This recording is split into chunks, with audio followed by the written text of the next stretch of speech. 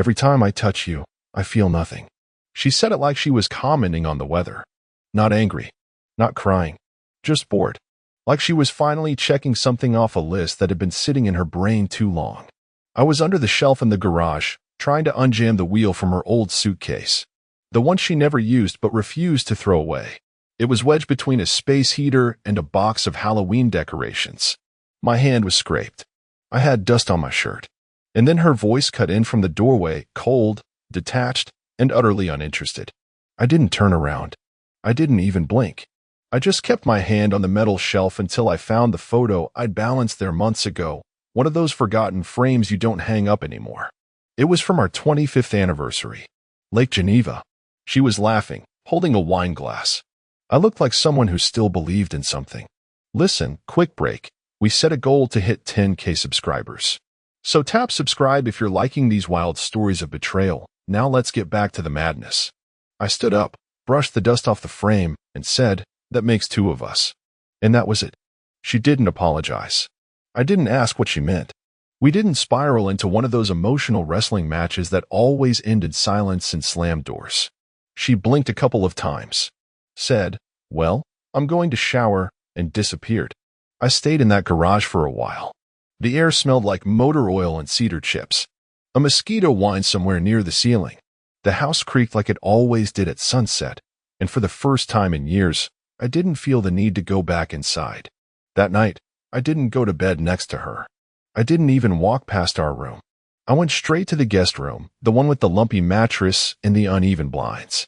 The one she always told visitors was just temporary, and then never touched again. I lay there staring at the ceiling fan clicking overhead like it was ticking off something. Not seconds, not hours, just something. The fan wasn't centered right, and the hum was off balance, but I didn't care. There's a strange calm that hits you when something dies, but doesn't collapse. No explosion, no smoke, just a soft, dry snap. You feel it before you realize it. In the morning, she made coffee. 2 mugs. Like always. She placed mine by the fruit bowl and went back to reading emails on her phone. No mention of what she said. No mention of where I slept. She didn't even glance toward the guest room door. Like she was already living without me. I watched her from the hallway. The robe she wore had a bleach stain by the hem. She used to care about that kind of thing. She didn't anymore. Not with me, at least. I picked up the mug. Took a sip. Burned my tongue. She looked up finally and said, "You could have just told me if you weren't happy." That's the part that got me. Not the insult the night before. Not even the mug, which I realized was chipped right where I usually drank from. No, it was that. The manipulation. The rewriting. The attempt to make this my failure too. Like I'd silently ruined her ability to feel something. I smiled. Not kindly. Not cruelly. Just flat. Neutral. And I said, "You've been telling yourself a story for years. You might as well enjoy the ending." Then I walked out of the kitchen. No yelling. No slamming doors. Just the sound of my footsteps on the old hardwood floors we never refinished. I passed the wedding photo in the hallway. She hadn't taken it down, but she'd moved it. It used to be by the stairs. Now it sat across from the laundry room, like a forgotten heirloom no one wanted to deal with. Funny, really. That photo outlasted us. I didn't go to work that day. I didn't call anyone. I didn't even shower. I went back to the garage, sat in the old camping chair wedged behind the snowblower, and watched the light crawl across the concrete. Sometimes things don't need a funeral. They just need a decision. And that night, I made one. She told her friends I was cold. Not in a furious, betrayed kind of way. No, that would have required some kind of actual feeling. She said it with that performative concern women like her mastered at wine nights. With a sigh, a shrug, maybe a little pout. Like she was discussing a dog that used to be fun but now just sleeps all day. "I don't know, girls. He's just checked out. It's like he's here but not here, you know?" That's what Sharon told me, anyway. Sharon, her friend with the 2 white veneers and a twice-divorced therapist who specializes in men like Dennis. Men like me. I didn't respond. Not to Sharon. Not to Melissa. Not to the new tone in the way she moved around me, like I was a guest overstaying my welcome, someone she'd eventually usher toward the coat rack with polite eyes and no words. She started closing drawers louder. Not slamming. Just loud enough. Leaving lights on in rooms she knew I'd come through. ignoring things I said with the kind of timing that only comes from practice. She wanted to be the one who got to feel something about the marriage breaking. The victim with a villain who stayed too quiet. I gave her silence. Every morning I got up, shaved, made breakfast, and drove to the same cafe I'd been visiting for years. Came home at 5. Mowed the lawn on Saturdays. Paid the bills on time. Folded my laundry with the precision of a man who didn't want to owe anyone anything. Even my sighs were measured. We were two ghosts haunting the same square footage, she flickering through Facebook groups and online boutique sales, me skimming home repair videos I had no intention of using. And then came the reservation. 25 years of anniversary dinners at that overpriced place with the white tablecloths and waiters who pronounced Cabernet like it was sacred. Every year, she'd circle the date. Every year, she'd remind me 3 times. Every year, I'd pretend not to remember until the week before, then show up in a pressed shirt and try to laugh at her stories like I hadn't heard them all. This year, I canceled it. No fight. No explanation. I just opened the OpenTable app, clicked cancel, and deleted the confirmation email before it hit the inbox. That night, I sat on the porch with a bourbon and watched the wind move the tree branches like they had something to say I didn't care to hear. She didn't notice until the morning of. I was fixing the screen door again. She came downstairs already half-dressed, heels in hand, eyeliner sharp enough to make someone bleed. Her voice had that almost laugh, almost fear vibration to it. "Did you forget the reservation?" I looked at the door. The hinge squeaked slightly when it opened, something I could fix in 5 minutes. Something I wasn't fixing on purpose. Nope. She tilted her head. Waited. I didn't say anything else. A pause stretched. You could hang laundry on that silence. Finally, she said it, her voice lower, barely audible. "Are we not even going to talk?" I turned then. Really looked at her. Makeup perfect. Hair curled. Dress that deep wine red she wore when she wanted to feel expensive. But the eyes, they didn't match. For the first time in years, they didn't look bored. They looked uncertain. I shrugged. "What's there to talk about?" She blinked. Just once. She thought I was bluffing. Thought this was some moody phase I'd snap out of. That I'd fold like always. Offer some sentimental olive branch she could stomp on to feel taller. But I just turned back to the door and tightened one screw. In her world, emotions were currency. Drama meant value. Reaction meant attachment. Silence? Silence was bankruptcy. And for the first time in decades, I was debt-free. She went upstairs without another word. No slammed doors. No thrown shoes.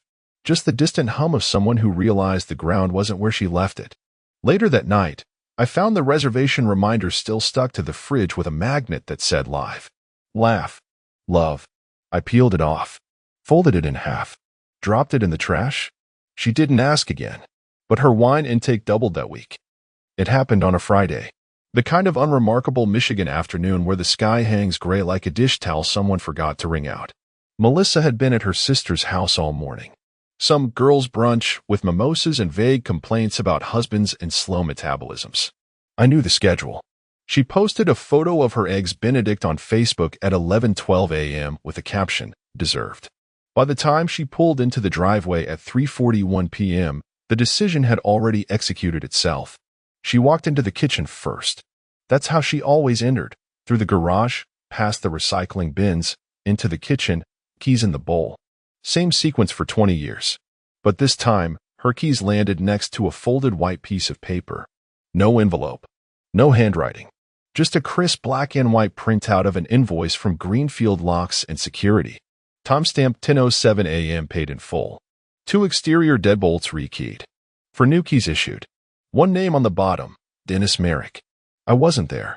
Neither were my shoes. Neither was my coat, my laptop, my toolbox, or the half-used bottle of shaving cream I always left in the medicine cabinet. Gone. Not packed loudly, not dragged through the hallway like a hostage. Just removed. Precisely. Efficiently. Like a surgeon excising dead tissue. She walked upstairs, slowly at first, probably assuming I was napping or watching one of my renovation shows I used to fall asleep to. But then she turned into the bedroom and froze. The master closet was empty on one side. Not messy. Not half done. Not a chaotic suitcase scramble. Empty. My hangers were gone. The custom-built shelf I installed for my watches bare. The cufflinks she gave me on our 20th anniversary? left behind. She found them arranged neatly beside a small velvet pouch with her maiden initials on it, one she hadn't seen in years. Her mother gave it to her before our wedding. She stared at the space where my jeans used to be, and for a moment, I imagined she tried to conjure me back. Maybe she thought if she just stood there long enough, I'd walk in and say, "Forgot my toothbrush." But the silence didn't break. The room didn't adjust. She opened the drawer to the nightstand. Still there, the book she never returned to. The candle we both hated the smell of. My wedding band? No, that I had with me. She went to the bathroom. The sink? Only one toothbrush now. Hers. The scent of my aftershave, which she once called a little too much like wood, was gone, replaced by the lavender lotion she ordered in bulk. I heard later from Sharon, because Sharon tells everything to everyone, especially when wine is involved, that Melissa called her in a panic around 4:15. He's gone. Gone where? I don't know. Just gone. No note. Nothing. Just a damn receipt from a locksmith. Sharon asked her if she tried calling me. She had. Twice. Straight to voicemail. Did you check the garage? Sharon asked. Melissa didn't respond. Because she had. And my half of it, the left wall with the label bins, the pegboard with perfectly spaced tools, the workbench with the blue lamp I wired myself, was stripped bare. The outline of dust left behind like a crime scene tape around the absence. In the kitchen, she poured herself a glass of wine. White. Cheap. Open since Tuesday. Then she sat at the island and stared at the receipt again. Her name wasn't on it.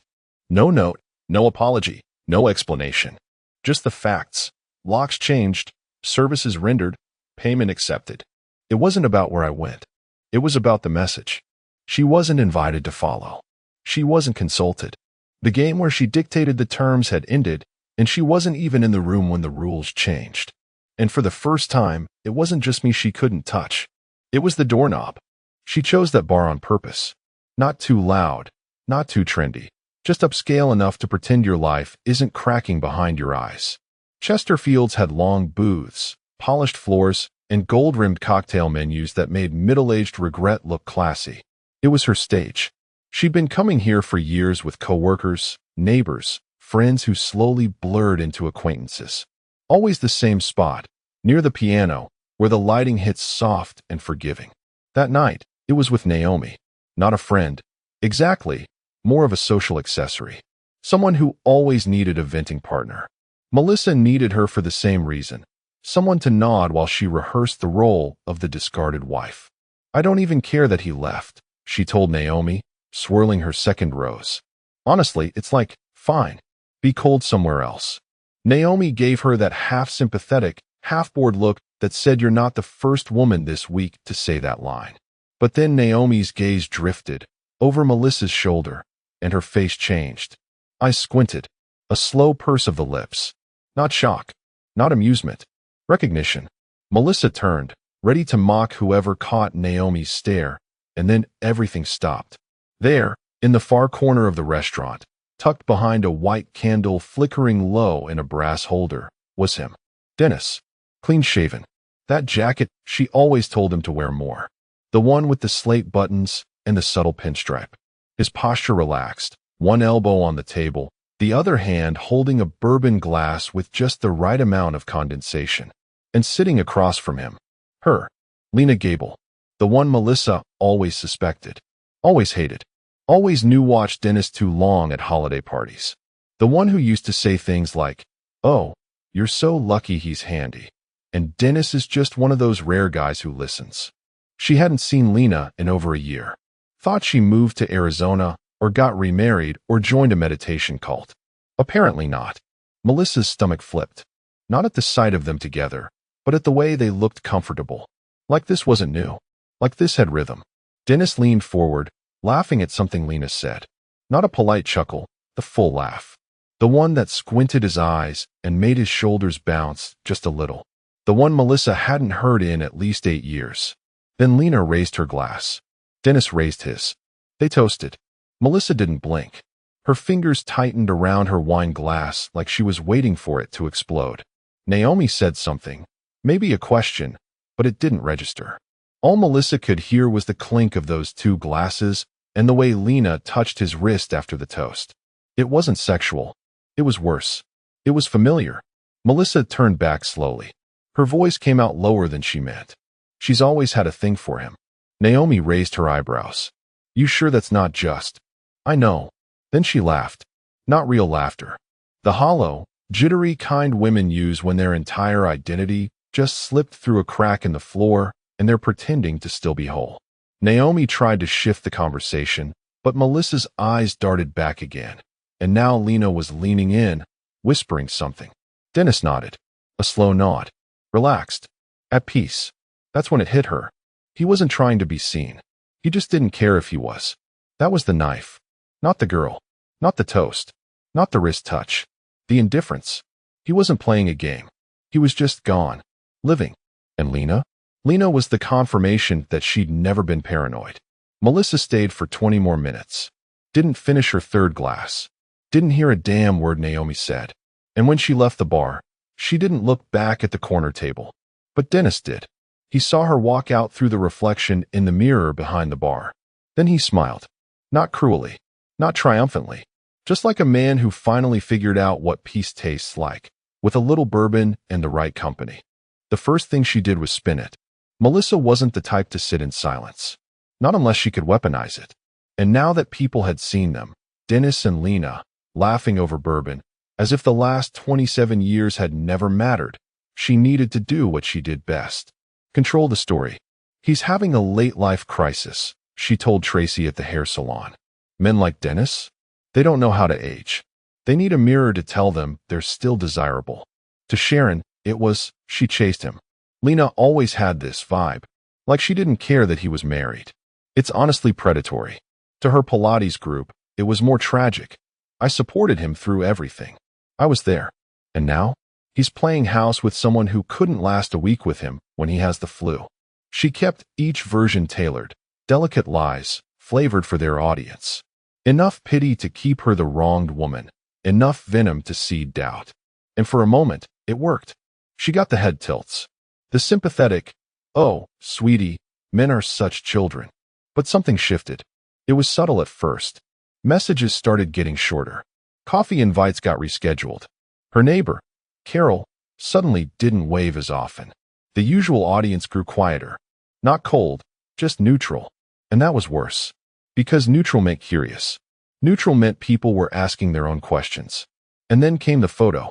Melissa was already halfway into her second glass of Cabernet, legs curled under a throw blanket in the living room, when her phone buzzed. It was from Karen Walters, a woman she hadn't spoken to in weeks. Just a simple message. Saw this on the local page. Figured you should know. Attached, a photo. Dennis. In jeans and a white t-shirt. Paint splattered on his arms. Smiling. Holding a roller. Next to him, Lena. Laughing. Brushing a streak of turquoise across a brick wall.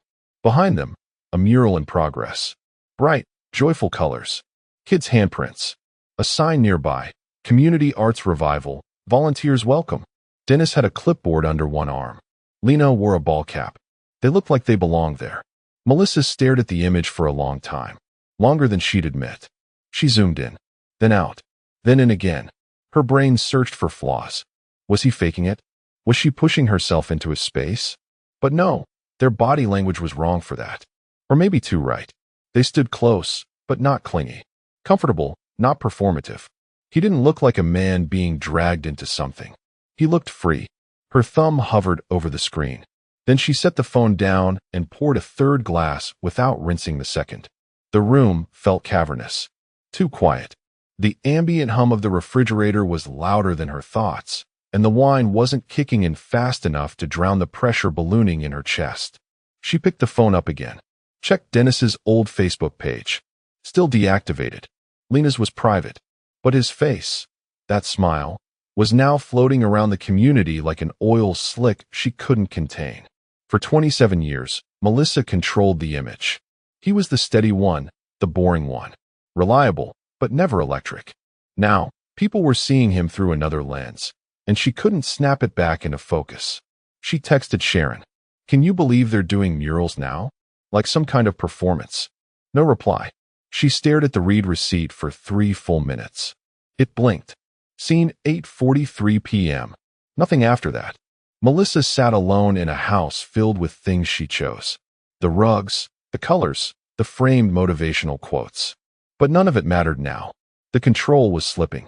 Not because she'd lost him, but because no one seemed to think she deserved him anymore. And that isolation, was the first thing she didn't know how to spin. She didn't plan the drive. Not really. Melissa wasn't the spontaneous type, never had been. But something about that Tuesday afternoon unhinged her routine. Maybe it was the way Carol crossed the street instead of passing by her garden. Or the voicemail from her cousin. Wow, Dennis seems happy these days. She deleted halfway through, but still couldn't shake. Or maybe it was just that she'd scrolled past that mural photo again. For the 15th time. Her hand moved before her logic caught up. She pulled up his address from an old joint insurance file. A rental on the edge of town. New construction, modern siding, a maple tree out front too young to cast any real shade. No sentimental value. No shared memories. Just walls he'd filled without her. She didn't call ahead. Didn't text. She wanted to see it. Wanted to rattle him. Wanted to reclaim something. Even if it was just 5 seconds of power on a front porch. She parked across the street. Watched for a minute. There was music playing inside. Soft jazz. Nothing dramatic. His truck was in the driveway. The porch was swept clean. No trace of her anywhere. She marched up and knocked, hard. Not aggressive enough to call the cops, but loud enough to make a statement. The door opened within seconds. Dennis. T-shirt. Paint-stained jeans. Barefoot. He blinked once when he saw her, as if registering a doorbell when he wasn't expecting a package. Melissa, he said flatly. No smile. No frown. Just neutral. Her breath caught for a second, but she covered it quickly with a scoff. So her? Really? Dennis tilted his head slightly. Raised one eyebrow. That's what you want to talk about? It was the kind of question that should have thrown her off. It did. But she kept going. Lena? You always said she was too clingy. That she talked too much. He stepped slightly aside. Leaned one arm on the doorframe. Behind him, the living room came into focus. It was nothing like their old house. Cozy, lived in, imperfect in ways Melissa never allowed. A mismatched rug. A thrifted lamp. A half-painted canvas leaning against a bookcase. And then, her. Lena. In cut-off jeans and an oversized flannel shirt. Barefoot. Smiling like she just came in from the backyard. Holding a paintbrush. Oh, sorry, Lena said brightly. Noticing Melissa but not flinching. Didn't know we had guests. She wasn't smug. She wasn't scared. She was comfortable. Melissa's stomach twisted. There was no guilt. No embarrassment. No attempt to step away like some secret lover caught mid-affair. She looked like someone who'd been invited to stay. Melissa turned back to Dennis. So what? This is your new life. He shrugged. Parts of it. You really think she's better than me? I think, he said slowly. She never tried to convince me I was less than I am. That landed. Hard. A silence followed, sharp and awkward. Dennis didn't try to fill it. Lena, behind him, quietly turned and walked back inside, humming something as she disappeared around the corner. Probably back to painting. Melissa stood there, fingers gripping her purse strap. She had planned a scene. A confrontation. She wanted him to yell, to explain, to react. But instead, she'd walked into a home that didn't need her, didn't want her, and more disturbingly, never had. She forced a laugh. You'll see, Dennis. She'll get bored. They always do. Dennis just nodded once. Not in agreement. Not in defiance. Just to acknowledge that she'd said something. Drive safe, he said, and gently closed the door. No slam. No goodbye. Just the final click of a lock that had nothing to do with a locksmith. Melissa stood on the porch for 10 seconds longer than she meant to.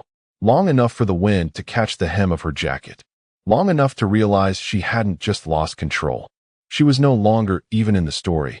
The first call came at 11:52 p.m. Melissa was never a night caller. She hated the way her voice sounded when she was tired. Always used to say it made her seem weak. But that night, something cracked. Maybe it was the 5th glass of wine. Maybe it was the silence of a house that used to contain movement.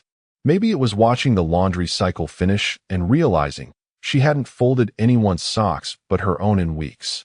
Her voice on the first voicemail was shaky. Not desperate, controlled shaky.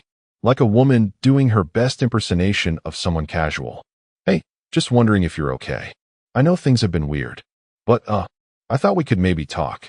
She didn't sleep well after that. Kept the phone near her pillow. Woke up every 30 minutes, checking it like a teenager after a breakup. Nothing. No reply. Not even a read receipt.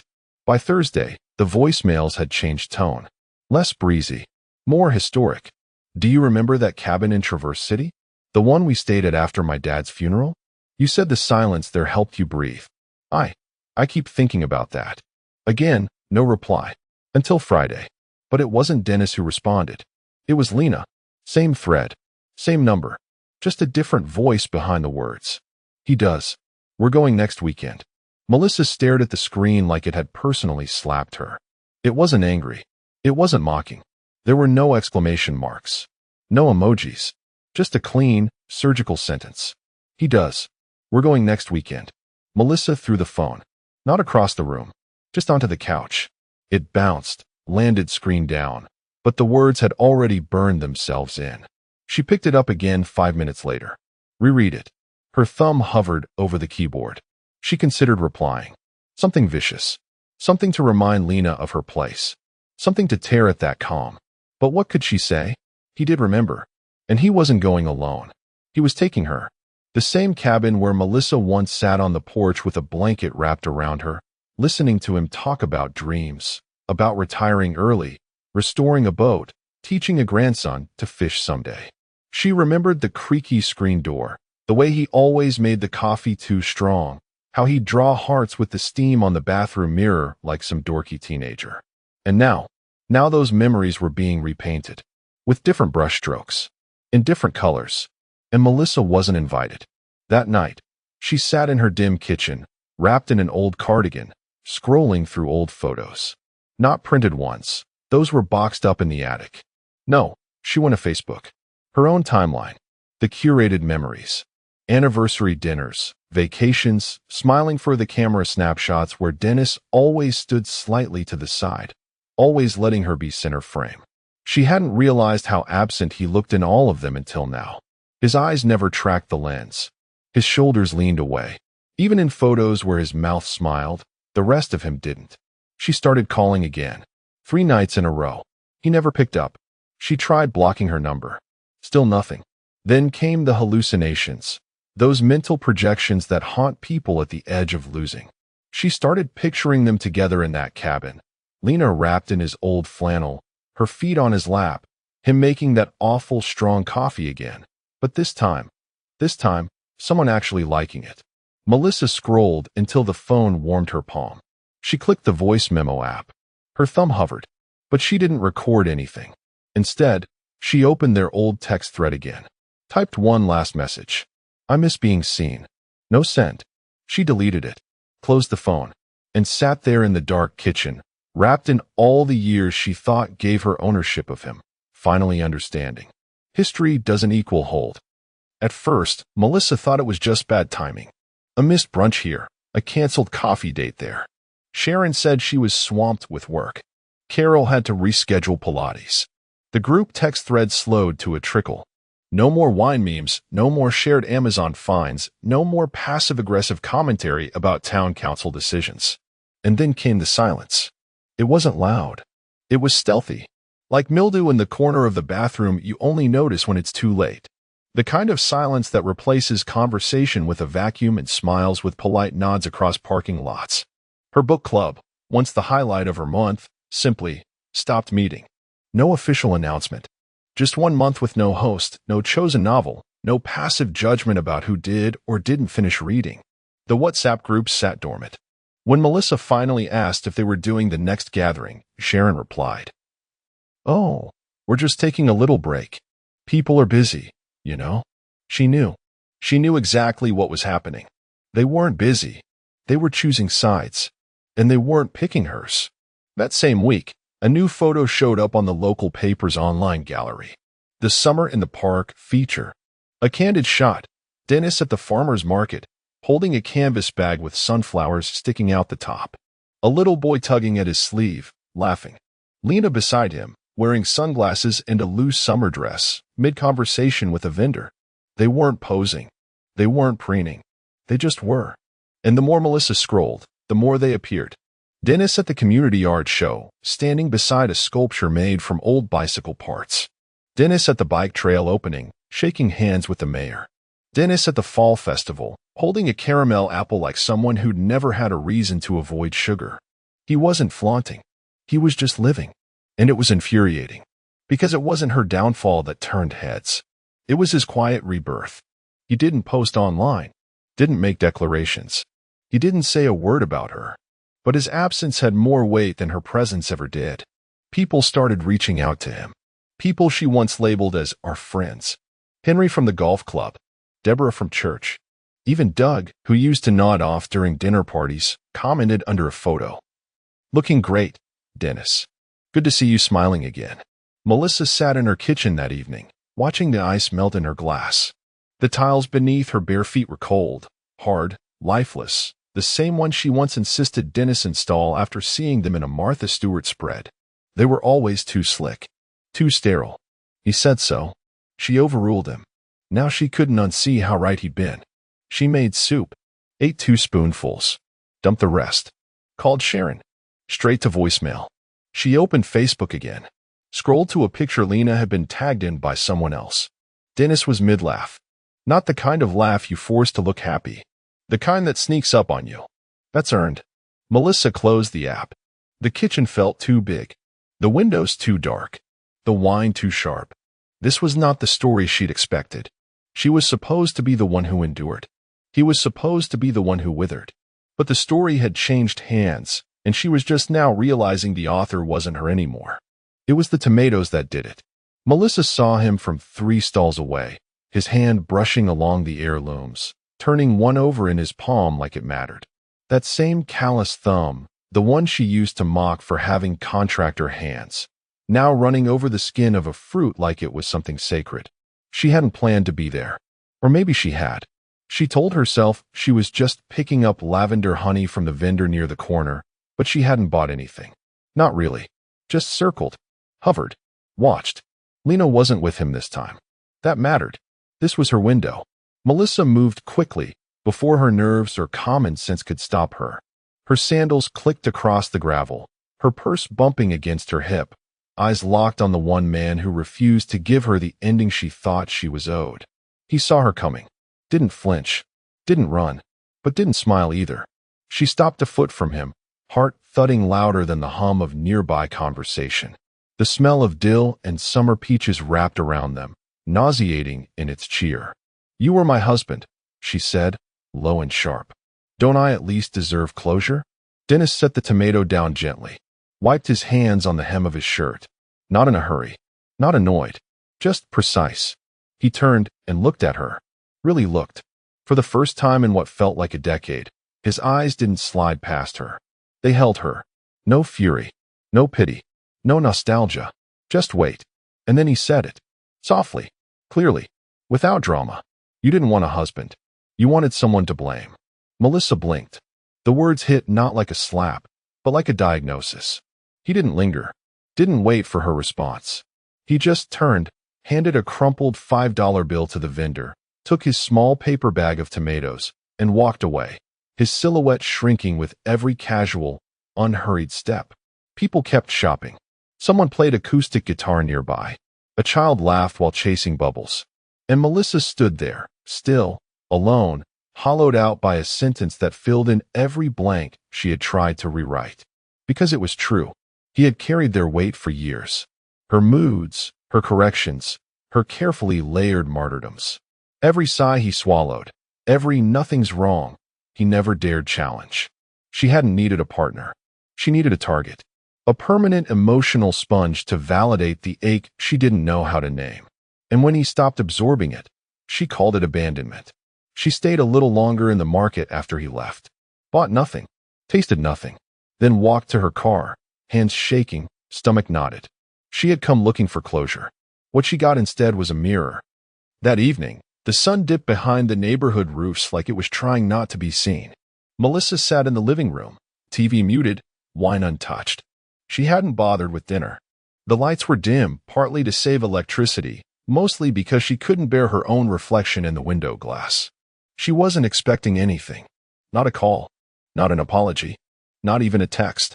But she checked anyway. Old habits die last. Her phone buzzed once. It was Sharon. No words. Just a link. Melissa hesitated for a beat. Then tapped. The screen loaded slowly, like it knew what it was carrying. It was a Facebook post from the Oak Ridge Community Foundation. A photo taken from a low angle with bright lights behind the stage. A microphone. A crowd. Folding chairs. Summer air thick with laughter and hope and things she hadn't touched in months. Front and center, Dennis. In a crisp shirt. Smiling, not politely. Beaming. The kind of smile she had only seen at weddings and maybe the first ultrasound appointment. Beside him, Lena. Hand in his. They weren't clinging to each other. They weren't showing off. They just stood there, surrounded by quiet applause and string lights, arms slightly touching, united in that casual, devastating way only genuine affection allows. Above the image, the caption. Grateful for second chances with people who never needed to lie to be kind. That sentence landed like a brick in Melissa's chest. She didn't blink, didn't scroll, didn't breathe. She just stared, as if by sheer force of attention she could reverse what she was seeing, unwrite it, erase the way the world had moved forward without her. She tapped the photo, zoomed in. Dennis looked younger somehow, not by years, but by weight, as if shedding her had taken the gravity out of his spine, as if the silence he'd walked into had not crushed him but lifted him. There were over 300 likes, dozens of comments, hearts, shares, some from people Melissa knew, some from ones she used to think were hers. She refreshed the page. It didn't go away. She stared until her screen dimmed, tapped it again, let it dim once more, kept doing it like some part of her still believed it would change. But it didn't. There was no call, no message. No, I hope you're okay. No invitation back in. Just a man who had once been hers, now standing calmly in a world she couldn't reach, built with a woman she used to underestimate, and who had never once needed to play dirty to win. Melissa locked her phone and set it face down. She sat back in her chair, the upholstery stiff, the air too still. And for the first time since Dennis walked out, she didn't wonder if he'd come back. She knew he wouldn't. Not because he hated her, but because he had finally stopped explaining himself to people who only listened when they needed someone to blame. And the scariest part? He looked happy. The moment I walked into the hospital room, I knew something was off. Not because of Hannah's pale face or the way the machines beeped rhythmically around her. It was her eyes, wide, panicked, and darting to the man standing near her bed. "Who's he?" I asked sharply, breaking the awkward silence. The man froze, his mouth open and closing like a fish gasping for air. He was mid-30s, sharply dressed in a tailored suit, and had an aura of someone used to talking his way out of sticky situations. Hannah, still hooked to an IV, reached out weakly toward me. "Aaron, this is Dr. Caldwell," she murmured, her voice shaky. "He was driving behind me when the accident happened and stayed to help." Dr. Caldwell. I couldn't hide my skepticism.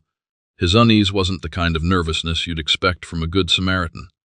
He avoided my gaze, his eyes glued to the floor as though looking at me might incriminate him. "Really?"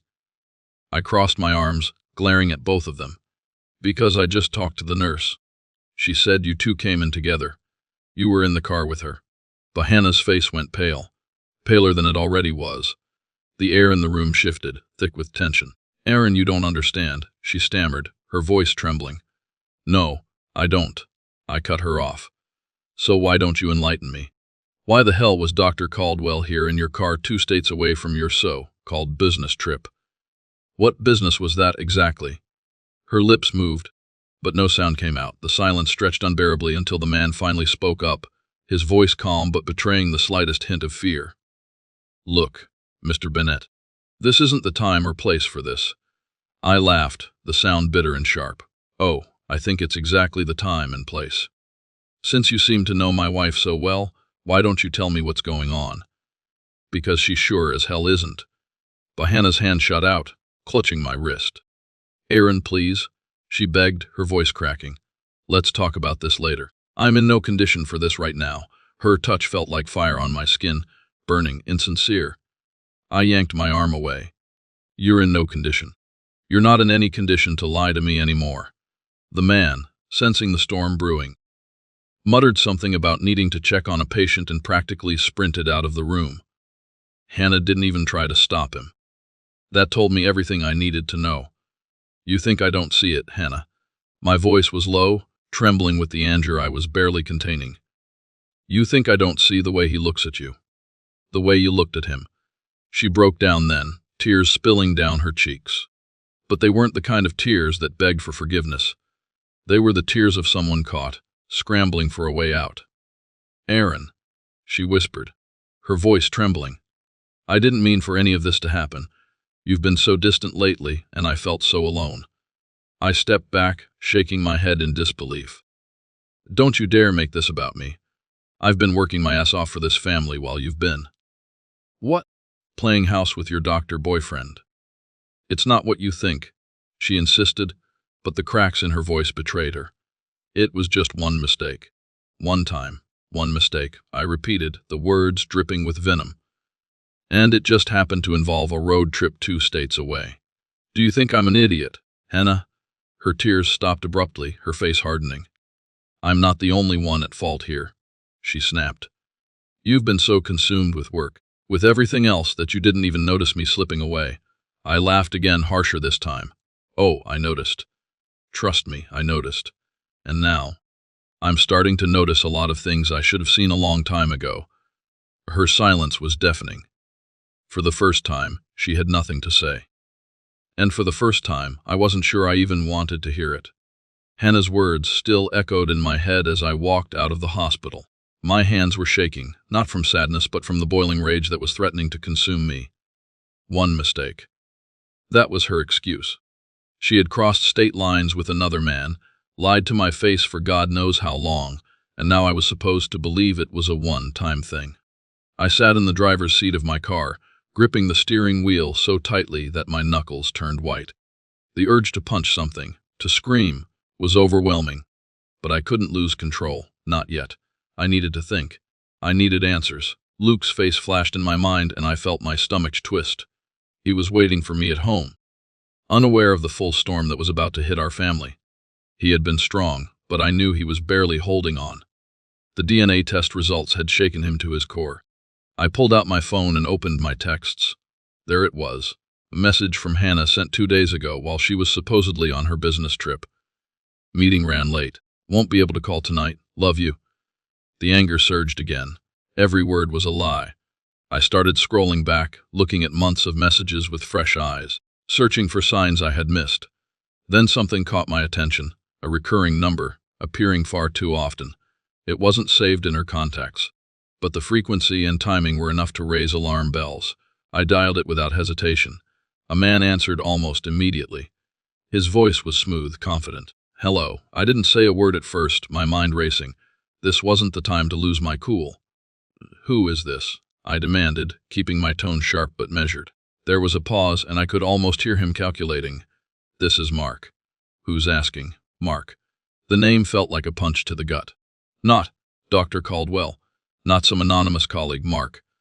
He wasn't just some stranger, he was someone Hannah and I both knew. He was someone who had been around us, who had smiled in my face while. You know who this is, I said, my voice low and cold. Aaron Bennett, Hannah's husband. The silence on the other end stretched for too long. When Mark finally spoke, his confidence was gone. Aaron, look, and I don't think this is the time or place. I cut him off. The time or place? You've had plenty of time and plenty of places, haven't you, Mark? Why don't you stop hiding and tell me the truth? How long has this been going on? Another pause. Then, just as he was about to speak, he hung up. I stared at the screen, the call ended, and my fury reignited. This was no misunderstanding, no coon mistake. This was calculated, deliberate, and far more twisted than I had imagined. And now I was sure there was more Hannah wasn't telling me. I started the car and drove, my mind replaying every interaction with Mark. He had been at our barbecues, sitting across from me at the table. He'd laughed at my jokes, talked about work, acted like a damn friend. The betrayal wasn't just hers, it was his too. When I got home, Luke was sitting on the couch, staring blankly at the TV. He turned as I walked in, his face crumpling the moment he saw me. Dead, is Mom okay? Did she say anything? I took a deep breath, trying to push down the bitterness for his sake. She's stable, I said. We'll talk more tomorrow, okay? Luke nodded, but his eyes were full of questions. Questions I couldn't answer yet. As he headed upstairs, I sat down and opened my laptop. I needed to know everything, every secret, every lie. I started with the phone records, digging into Hannah's history, piecing together the trail she had tried to hide. And then I found it. A bank account. Private. The transactions were sporadic but significant. Large sums of money being sent out over the past decade. My pulse quickened as I dug deeper, uncovering names and details that made my blood run cold. Mark wasn't the only secret she had been keeping. The next morning, I woke up with a pit in my stomach and more questions than answers.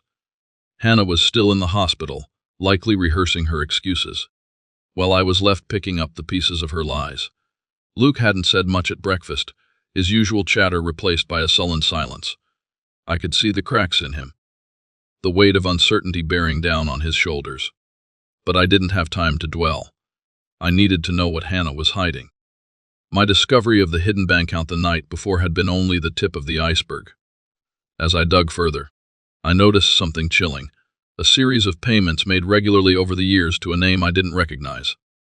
Rachel Timmons. I grabbed my keys and headed out. There was only one person who could give me clarity, Mark. He had hung up on me before, but this time, I wasn't giving him the option. I knew where he worked. I had seen him brag about his new office in one of those friendly conversations we used to have at our backyard barbecues. The office building was sleek, all glass and steel. I stormed through the lobby, ignoring the receptionist's questions, and found his name on the directory. When I reached his floor, I walked straight into his office, throwing the door open without knocking. Mark was sitting behind his desk, startled, his phone pressed to his ear. He quickly ended the call and stood up, his face a mix of annoyance and unease. "Aaron, what are you doing here?" I slammed the door shut behind me. "We're past the small talk, Mark. Start explaining. Who's Rachel Timmons?" His expression faltered, and for a split second, I saw a panic flash in his eyes. "I don't know what you're talking about." I stepped closer, my voice low but seething. "Don't play dumb with me. I've seen the payments. I've seen the account. Who is she, and what does she have to do with Hannah?" Mark hesitated, his hands clenching the edge of his desk. "Aaron, I think you should leave." "I'm not leaving until I get the truth," I snapped. "You've already lied to me, sat at my table, and pretended to be my friend while you screwed my wife. So don't waste my time with this I don't know crap." Mark's face darkened, and he sat back in his chair, crossing his arms. "You think you have it all figured out, don't you?" he said coldly. "Rachel isn't your problem, Aaron. She's Hannah's problem. That caught me off guard." "What the hell does that mean?" He let out a bitter laugh, leaning forward now. "It means your perfect wife isn't as perfect as you think. Rachel's been her little secret for years. But hey, maybe you should ask Hannah why she's been funneling money to another woman while playing the doting wife." I felt the blood drain from my face. My mind raced with possibilities: an affair, a cover-up. Who the hell was Rachel Timmons and why was Hannah paying her? Before I could press further, Mark stood up, his tone smug now. "You're not ready for the truth, Aaron. Trust me." I grabbed his collar, pulling him inches from my face. "You're going to tell me everything, or I swear." "Aaron." A voice from the doorway stopped me cold. I turned to see one of Mark's colleagues standing there, wide-eyed. I let go of him and stepped back, seething. "This isn't over," I said through clenched teeth before storming out. Back in my car, my hands trembled as I gripped the steering wheel. Mark was hiding something, and whatever it wasn't small. Rachel Timmons. Her name was a lead, a thread I needed to pull. But first, I had to face the woman at the center of all this. Hannah. I headed back to the hospital, my pulse pounding. The lies were piling up, and I was done waiting for answers. This time, she wasn't going to weasel her way out. This time, I was taking control of the narrative. When I arrived at the hospital, I was ready for war. My mind was a storm of questions and accusations, every nerve in my body taut with anticipation. Hannah's lies had wrapped themselves so tightly around every aspect of our lives that I could barely tell what was real anymore. But the one thing I did know was this. Her web was coming apart, thread by thread. As I stepped into her room, I noticed her staring out the window, her face pale but composed. She didn't flinch when she saw me, but her expression shifted, just slightly, from calm to wary. She knew. She could feel the storm I was bringing. "We need to talk," I said, my voice sharp, cutting through the sterile quiet of the room. "Aaron, please," she started, her voice soft, almost pitiful. "I'm still recovering. Can we quit the crap, Hannah?" I interrupted, stepping closer. "Fu is Rachel Timmons." Her reaction was immediate. A flicker of panic crossed her face before she quickly masked it with feigned confusion. "I don't know what you're talking about, but—" "Don't," I snapped, my patience already worn thin. "I've seen the payments, Hannah. I know about the account. And I've already talked to Mark." Her composure cracked at the mention of his name. Her mouth opened, but no words came out. For the first time, she looked genuinely cornered. "You want to keep lying?" I pressed, my voice rising. "Go ahead. But let me tell you what I think. I think you've been hiding this woman, paying her, for years. And I think whatever you're hiding is bigger than Mark, bigger than your pathetic excuses. So start talking." Hannah's hands clenched the hospital blanket, her knuckles white. For a moment, it looked like she might fight back, throw another excuse my way. But then, to my surprise, her shoulders slumped. "You don't understand," she whispered, her voice barely audible. "Then make me understand," I said coldly. "Because right now, all I see is a liar who's been playing me for a fool." Her eyes filled with tears, but they felt like a performance, a desperate attempt to regain control. "Aaron, I was trying to protect you." "Protect me?" I laughed bitterly. "By funneling money to some stranger while screwing Mark behind my back. Spare me?" "It wasn't like that," she snapped, her voice breaking for the first time. "Rachel, she's not a stranger. She stopped herself, biting her lip so hard it turned white. "She's what, Hannah?" I demanded, leaning in. "Say it, Ba." Her lips trembled, and for a moment I thought she might actually come clean. But instead, she looked away, tears streaming down her face. "I can't," she whispered. I stood there, staring at her, the weight of her betrayal suffocating me. "You can't, or you won't." When she didn't answer, I stepped back, shaking my head. "You know what? It doesn't matter. I'll find out on my own. And when I do, there won't be anywhere left for you to hide." Her sobs followed me as I walked out, but they didn't move me. I was done being manipulated, done letting her dictate the story. I headed straight to my car, pulling out my phone as I sat behind the wheel. It was time to dig deeper. I searched for Rachel Timmons. Starting with public records, it didn't take long to find her. Mid-30s, single mother, living in a modest house a few towns over. No obvious connection to Hannah, but the payments told a different story. The more I dug, the more questions piled up. Why was Hannah paying her? What was she hiding? And why did the name Timmons feel so faintly familiar, like a memory just out of reach? I was still staring at Rachel's address when my phone buzzed. It was a text from Mark. "You don't know what you're getting into, Aaron. Leave it alone on." The message sent a chill down my spine, but it also fueled my determination. If Mark was trying to warn me off, it meant I was close to something big. And I wasn't stopping now. I started the car and headed for Rachel's house, my pulse pounding. Whatever the truth was, I was going to find it, even if it destroyed everything in its wake. Rachel's house was small, tucked into a quiet street with rows of nearly identical homes. The kind of place you wouldn't look at twice unless you were looking for it. I parked across the street, staring at the modest structure as my mind raced through the possibilities. Who was she? Why had Hannah been sending her money? And what was Mark trying so hard to keep hidden? I stepped out of the car, my resolve hardening with each step I took toward the door. This wasn't just about answers anymore. It was about pulling apart the web of lies Hannah had spun around me. The truth, whatever it was within reach. I knocked firmly, and after a long pause, the door creaked open. A woman stood there, mid-30s, with tired eyes and a guarded expression. She wasn't what I expected. No polished facade, no sign of a life funded by secret payments.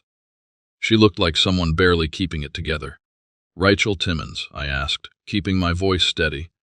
She hesitated, her hand tightening on the edge of the door. "Who's asking?" "My name's Aaron Bennett," I said, watching her closely. "I think you know my wife, Hannah." Her face paled instantly.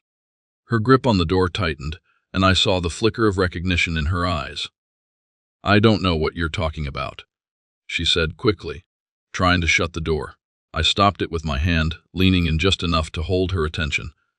Don't lie to me, I said, my voice firm but not threatening. I know about the payments. I know Hannah's been sending you money for years. I just want to know why. Rachel's eyes darted to the side, her breathing quickening. For a moment, I thought she might slam the door in my face, but then her shoulders slumped, and she stepped back, opening it just enough to let me inside. The house was simple, almost sparse. Toys were scattered across the living room floor, and the faint smell of coffee lingered in the air. Rachel motioned for me to sit, but I stayed standing, watching her closely as she perched on the edge of an old couch. You shouldn't be here, she said, her voice barely above a whisper. Maybe not, I replied, but I am, and I'm not leaving until you tell me the truth. She hesitated, her hands wringing nervously in her lap. Finally, she looked up at me, her eyes filled with a mix of fear and guilt. It's not what you think, she said. Then explain it to me, I said, crossing my arms. Because right now, all I see is my wife funneling money to you behind my back while lying about everything else in her life. Rachel took a deep breath, as if summoning the courage to speak. Hannah, she wasn't sending me money for me, she said, her voice trembling. It was for my son. Her words hit me like a freight train. Your son, I repeated, my mind scrambling to piece it together. What does your son have to do with Hannah? Rachel's eyes dropped to the floor, her hands clutching at her jeans. He's not just my son, she whispered. He's hers too. The room spun. The air felt thick, suffocating. What the hell are you talking about? I demanded. Rachel looked up at me, tears streaming down her face. Hannah had him when she was young, before she met you. She couldn't keep him. Her family wouldn't let her. They sent her away, forced her to give him up, but she never really let go. She made me promise I'd never tell anyone, especially you. I staggered back, the weight of her words crashing down on me. A child. Hannah had a child, and she had kept it hidden from me for nearly 2 decades. And the money, I asked, my voice barely steady. She wanted to make sure he had a good life, Rachel said. School clothes. Medical bills. She's been helping since the day he was born. I sank into a chair, my mind reeling. This wasn't just a betrayal. It was a whole other life she had kept from me. Does he know? I asked. Does her son know who she is? Rachel shook her head. No, he thinks I'm his only parent. For a moment, I couldn't speak. The room felt too small, too quiet. Finally, I stood, my hands trembling. You going to tell him, I said firmly. And so is she. Rachel's face crumpled. Please, Aaron. He doesn't deserve this. Neither does Luke, I shot back, my voice rising. But here we are. You want to protect him. Then you'd better pray Hannah comes clean before I do. Without another word, I turned and walked out, slamming the door behind me. The truth was out now. But it wasn't enough. There were still pieces missing, and Hannah was going to give me every single one of them, whether she liked it or not. I drove back to the hospital with my heart pounding in my chest and my hands gripping the steering wheel so tightly that my knuckles turned white. Hannah had a son, a secret child she had hidden from me for our entire marriage. It felt like every moment we had shared, every promise we had made, had been a lie. And now, I was supposed to just process this new reality like it was another minor betrayal. No, I wasn't going to give her that satisfaction. When I stepped into her hospital room, the tension hit like a wave. Hannah looked up from her bed, her face still pale but now laced with something new. Fear. She knew. She could feel the shift in me, the anger barely held back. I didn't sit. I didn't greet her. I just stood at the edge of the bed and stared. When were you planning to tell me about your son? I asked, my voice cold, cutting. Her mouth opened, but no words came out. She blinked rapidly, her hands twisting in the blanket. Aaron, don't, I said sharply, cutting her off. Don't you dare try to spin this into another one of your lies. I went to Rachel's house. I know everything. Her face crumpled and tears spilled down her cheeks. But this time they didn't soften me. I had seen this act too many times now. Aaron, please, she whispered. I can explain. You can explain. I scoffed, my voice rising. You can explain how you hid a child from me for nearly 20 years. How you funneled our money to Rachel while pretending to be this perfect wife and mother. Go ahead. Hannah, I'd love to hear it. She broke down then, sobbing into her hands. But the sight didn't move me. It only fueled my anger. When she finally looked up, her eyes were red and swollen, her voice shaking. I was young, Aaron, she said, her words tumbling out in desperation. I was barely out of high school. My parents, they forced me to give him up. They said it would ruin my future. That no one would want me if they knew. And you thought that gave you the right to lie to me. I shot back. To build an entire life with me while keeping something like this buried. I was scared, she admitted, her voice breaking. I thought if I told you, you'd leave me. I didn't know how to explain it, how to make it right. Make it right. I laughed bitterly, the sound harsh and hollow. You didn't even try, Hannah. You didn't trust me enough to tell me the truth, and now you've dragged Luke into this mess too. Her sobs grew louder. Rillant, does he know? I demanded. Does Luke know he has a brother? She shook her head violently. No, she said. He doesn't. I wanted to protect him. Protect him. I snapped, leaning closer. You think this is protection. You think hiding the truth from him is somehow better than letting him know who you really are. Hannah's silence was deafening. She had no answers, no excuses left to give. For the first time, I saw her for what she really was, a coward, a liar, and someone willing to sacrifice everything to protect her carefully constructed facade. I'm done, Hannah, I said finally, my voice cold and steady. I'm done cleaning up your messes, done pretending we can fix this. You've destroyed everything we built, and now you're going to have to face the consequences. Her tears didn't stop as I turned and walked out of the room, but I didn't look back. There was no going back now. Not for me, not for Luke, and certainly not for her. But as I made my way to the elevator, a new question gnawed at the edges of my mind. If Hannah had been willing to hide this for so long, what else was she hiding? Because something told me the worst was still yet to come. I stepped into the elevator, my reflection flickering in the metallic walls. The anger that had fueled me moments ago was now simmering, replaced by a cold determination. Hannah's lies were like a labyrinth, each turn revealing something darker. But one thing was clear, this wasn't over. As I drove home, my mind circled back to Rachel's words. It wasn't about me, it was about her son. But who else had been tangled in this mess? Hannah's connection to Mark wasn't just an affair. The secrecy, the money, it all pointed to something far more elaborate. When I got home, Luke was sitting on the couch, his phone in his hands.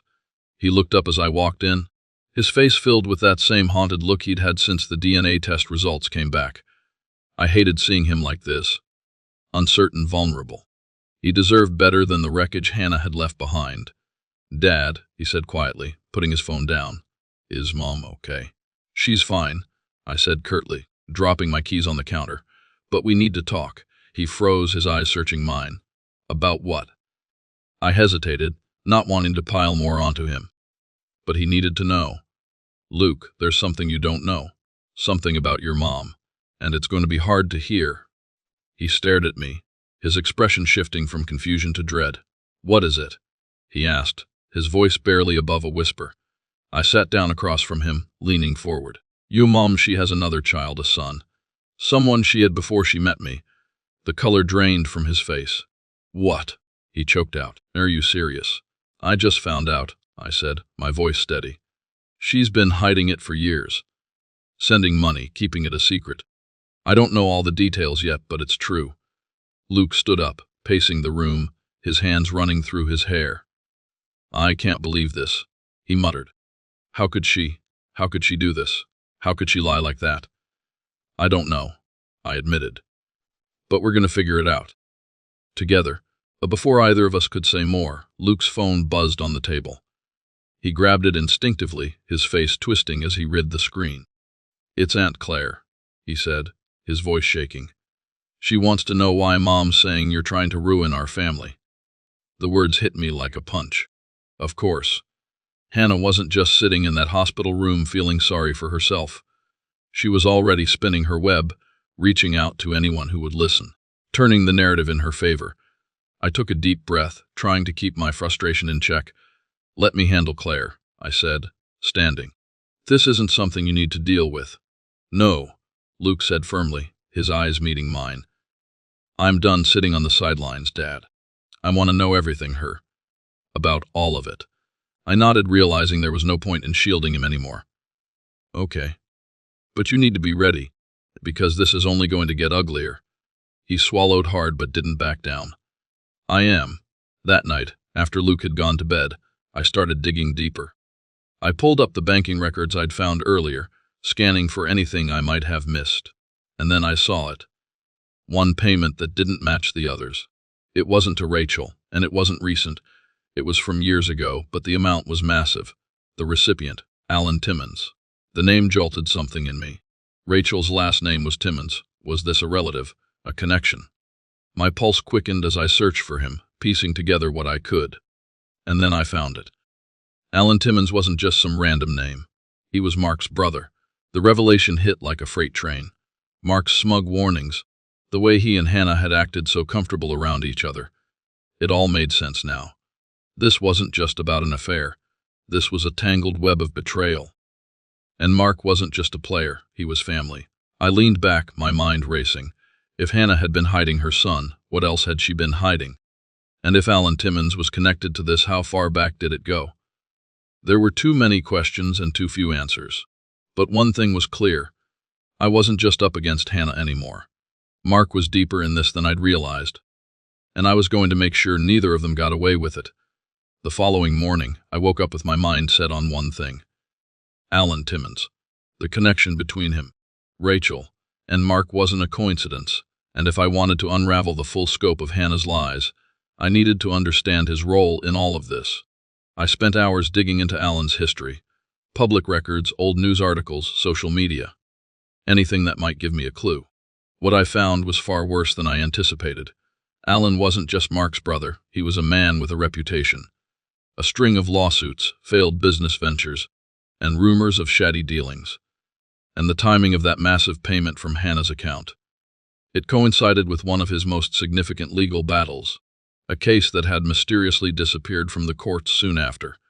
My stomach twisted as the pieces began to align. Hannah hadn't just hidden her son from me. She had funneled money to a man like Alan Timmons, a man who clearly had something to gain from her secrecy.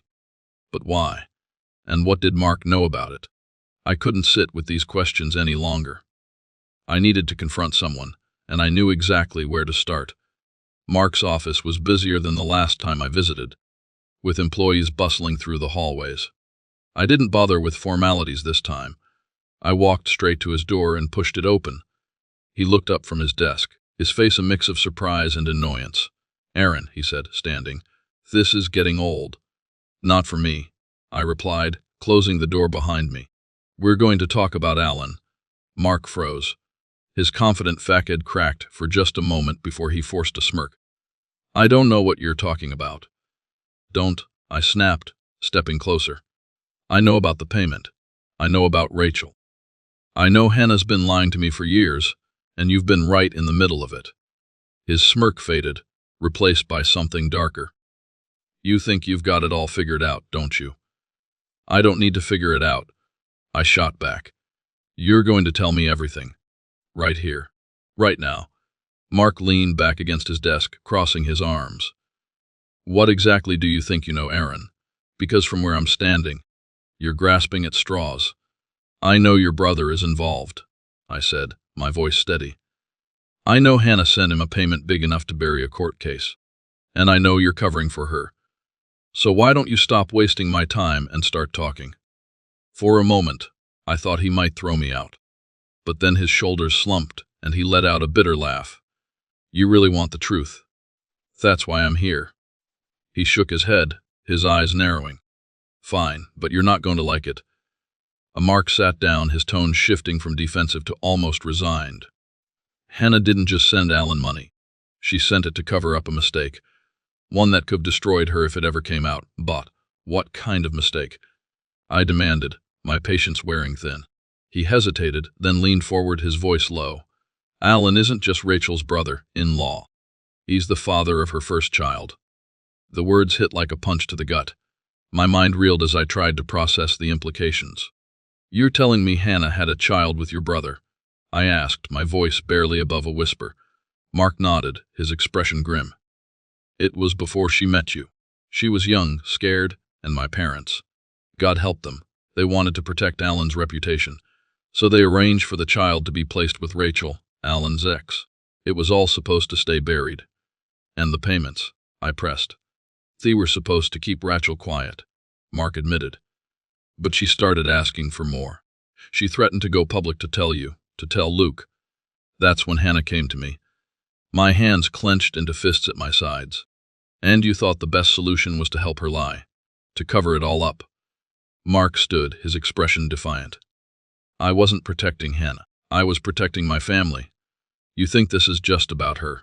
This is about my brother, my parents, everything they built. You don't just throw that away. I stared at him, the full weight of his betrayal crashing down on me. You disgust me, I said finally, my voice trembling with rage. And you think this is over. It's not. I'm going to make sure every single one of you pays for this. Mark's smirk returned. But it was cold, calculated. Good luck with that, Aaron. You have no idea what you're up against. I turned and left without another word, my mind spinning. The lies were deeper than I had imagined and the stakes higher. But I wasn't backing down. If Mark and Alan thought they could intimidate me, they were dead wrong. This wasn't just about Hannah anymore. This was about the entire web of deception, and I was going to tear it apart piece by piece, no matter what it took. The ride home from Mark's office felt like a fever dream. My mind raced with every word he had said, every piece of the puzzle that was finally clicking into place. Hannah's secret child wasn't just a footnote in her past. It was the keystone of a web so tangled it had pulled in an entire family. Mark, Alan, Rachel, they were all complicit. And Hannah had woven herself so deeply into their mess that even now, it was hard to tell where her lies ended and the truth began. When I got home, Luke was waiting for me in the living room. He stood as soon as I walked in, his face a mask of worry and determination. What happened? He asked, his voice steady but tight. Did you find out more? I hesitated, not sure how much to unload on him. But he deserved to know. He deserved better than the half-truths that had been poisoning our family for years. Yeah, I said finally. I found out more. And it's worse than I thought. He sat down slowly, his eyes never leaving mine. How much worse? I took a deep breath, sitting across from him. Your mom didn't just hide her son. She hid the fact that his father is Mark's brother, Alan. The Luke blinked, the words hitting him like a physical blow. What? He whispered, shaking his head. No, that doesn't. How is that even possible? It was before she met me, I explained, my voice heavy. But her family helped bury the whole thing.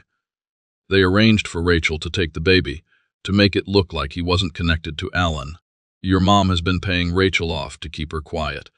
And when Rachel started asking for more, Mark stepped in to help cover it up. Luke stared at me, his face pale, his jaw clenched. So Mark knew this whole time. He knew, and he still acted like we were his friends.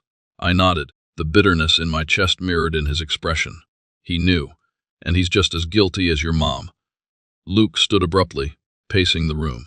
I can't believe this, he said, his voice rising. All these years, she let me think. She let us think we were a normal family. And it was all a lie. I stood too, grabbing his shoulder to stop him. Luke, listen to me.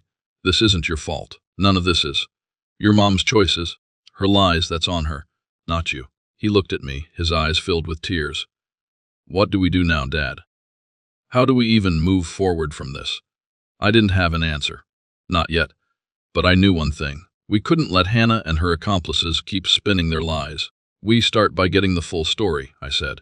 No more half-truths, no more secrets. Luke nodded, his resolve hardening. Okay, I'm with you. That night, I sat in the kitchen, poring over every piece of information I had gathered so far. The payments, the DNA test, the timelines. It all painted a picture, but there were still gaps. Alan's involvement raised more questions than it answered. What had Hannah been protecting him from? And why had she been so desperate to keep it from me? As I stared at the records, my phone buzzed on the table. It was a text from an unknown number. You getting too close. Walk away, Aaron. For your sake. I stared at the screen, my pulse quickening. Whoever had sent it wasn't just trying to scare me. They were warning me. But why? And who was behind it? Before I could respond, another text came through. This time, it was from Hannah. "We need to talk. There's more you don't know." I laughed bitterly, tossing the phone onto the table. Of course, there was more. There was always more. But this time, I wasn't going to let her control the narrative. If she wanted to talk, she was going to do it on my terms. I typed out a reply. "Fine, tomorrow. But this time, you're telling me everything." Her response came almost instantly. "I will, I promise." I leaned back in my chair, my mind racing. Tomorrow, I'd finally get the answers I was looking for. But something told me that whatever Hannah had to say, it was going to change everything. The next morning, I arrived at the hospital with a mix of anger and resolve coursing through me. Hannah had promised to tell me everything, but I wasn't walking into that room blindly. This time I was ready to push past her lies and manipulations. As I stepped into her room, I found her sitting up in bed, her hands folded in her lap. Her face was pale, her eyes bloodshot from sleepless nights. Or maybe guilt.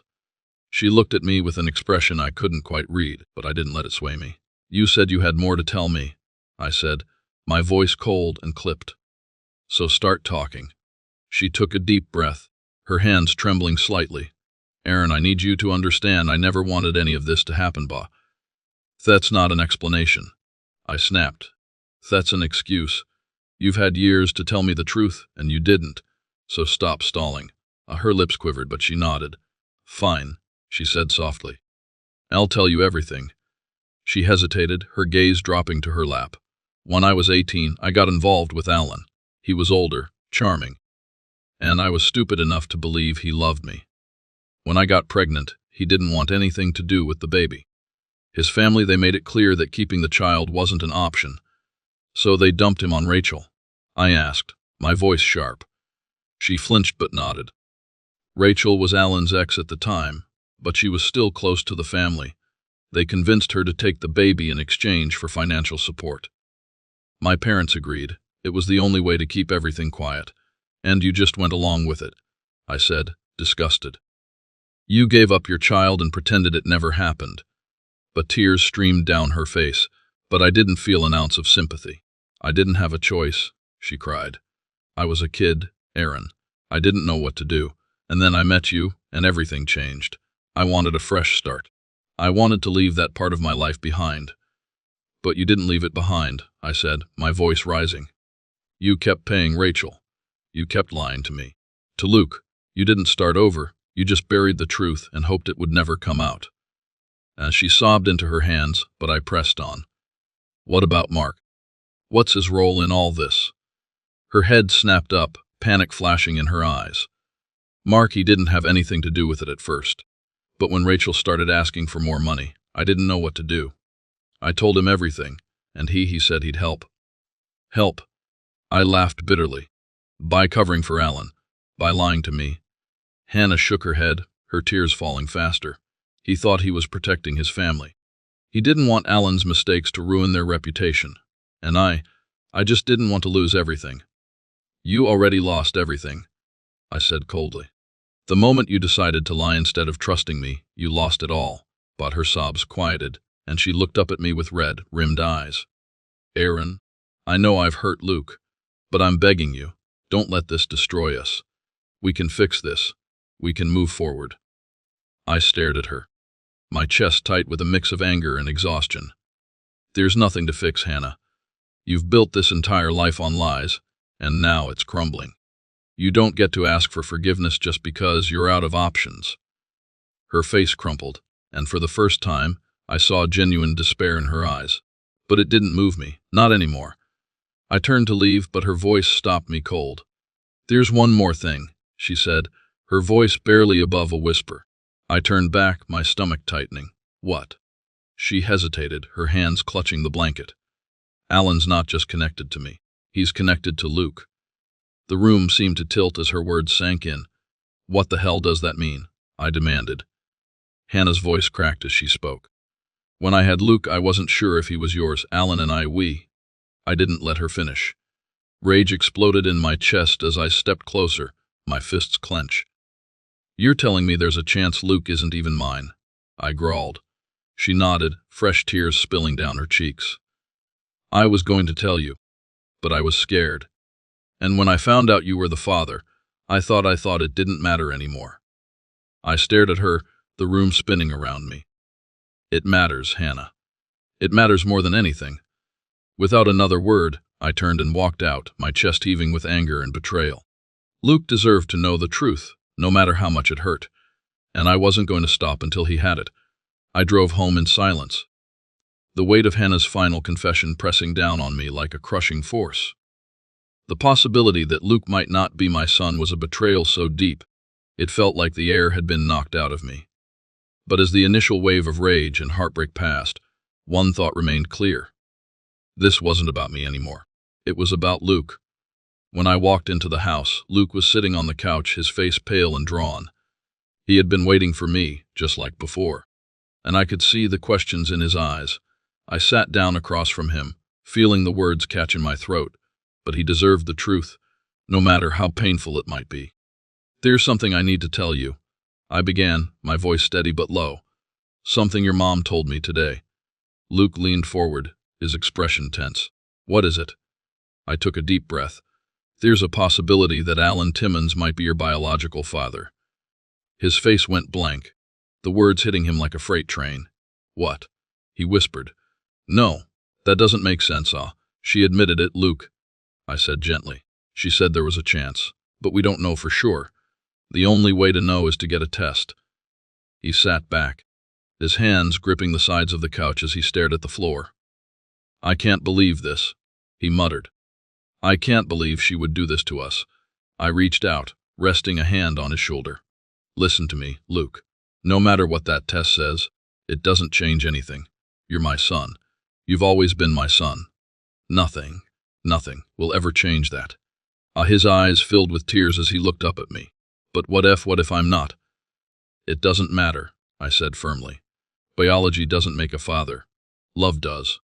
And I have loved you every single day of your life. That will never change."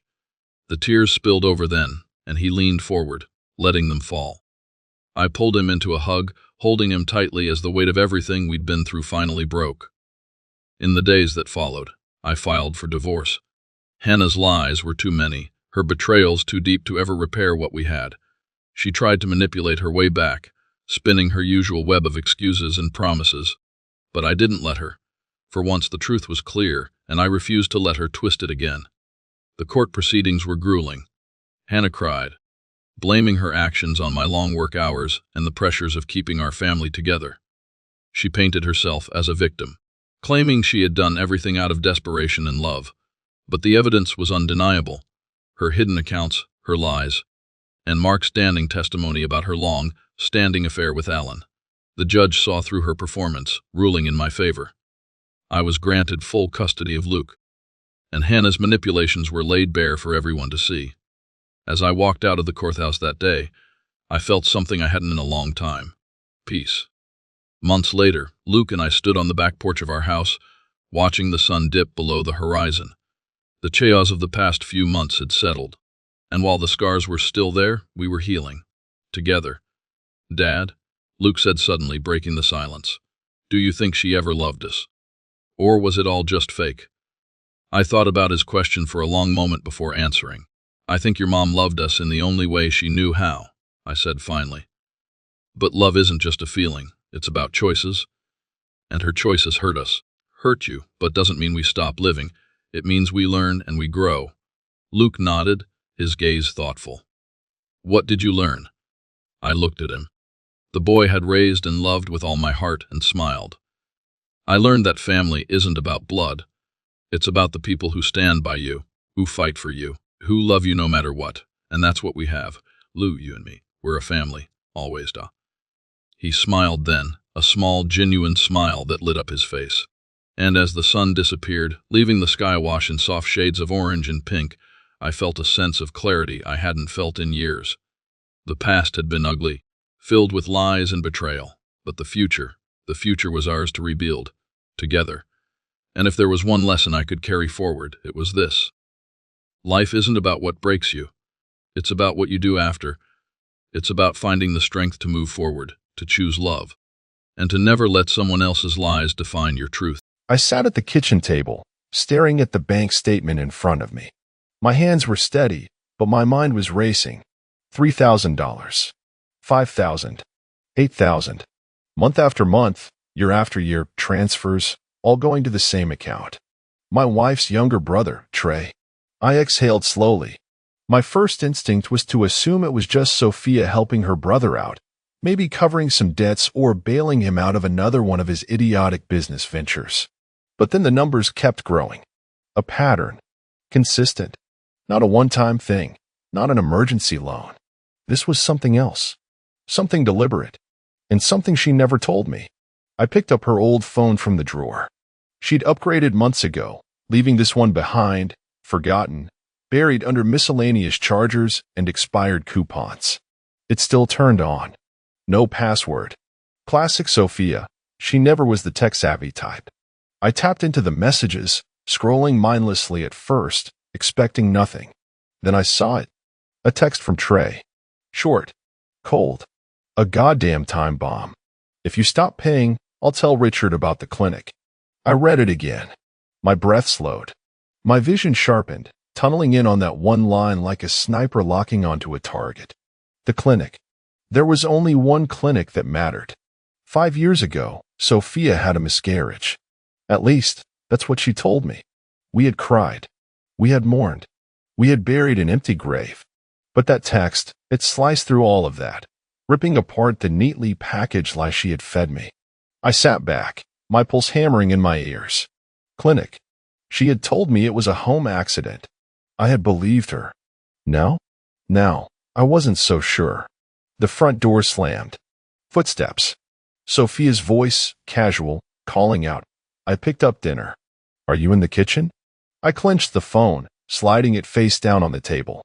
My jaw locked, but I willed my voice into something normal. Yeah, I'm here. She walked in, bags in her arms, a smile on her face, completely unaware that her world had just collapsed. I watched her move, the easy grace of a woman who had kept a secret for years and never thought it would catch up to her. I waited until she set the bags down before I spoke. How much have you sent to Trey? She froze. Her fingers barely touched the paper bag before retracting, as if it had burned her. The smile flickered, dimmed, then died completely. What? I leaned forward, tilting my head. Don't play dumb, Sophia. How much? Her throat bobbed. I saw the calculations in her eyes, the frantic sprinting of a cornered liar looking for an escape. I don't know what you mean. I held up the phone, pressing my thumb against the screen. If you stop paying, I'll tell Richard about the clinic. My voice was calm. Too calm. Her entire body stiffened. Her breath hitched, and for a split second, I saw something flicker across her face, pure, unfiltered terror. Then she snapped. You went through my phone? She lunged for it, but I pulled it back, watching as her face twisted in fury. That's my private stuff, Richard. That is such a violation. A violation? I let out a sharp, bitter laugh, rising to my feet. You want to talk to me about violations? How about the one where you siphoned thousands of dollars to your brother behind my back? Or the one where you lied to my face about a miscarriage? Her lips parted, but no sound came out. She looked like she had been slapped. Then her mask cracked completely. You will never understand what I went through. I stared at her, cold and detached now. Then explain it to me. Silence. Her chest rose and fell in ragged breaths. Her hands clenched into fists, nails digging into her own palms. She wasn't looking at me anymore. She was looking at the phone in my hand, as if it held something even worse than what I had already found. I exhaled, slow and controlled. Fine. If you won't tell me, maybe the clinic will. I picked up my keys. She went pale. Richard, don't. But I was already gone. I sat in my car outside the clinic, gripping the steering wheel so tightly my knuckles turned white. I had walked in, asked for records under Sophia's name, and received nothing but confusion from the receptionist. No miscarriage. No emergency procedure. No record of her ever being there 5 years ago. I knew what I had to do next. Hiring a private investigator wasn't something I ever thought I'd do. But here I was, sitting across from a man named Patrick Graves, a former cop with a face that had seen more than its fair share of ugly truths.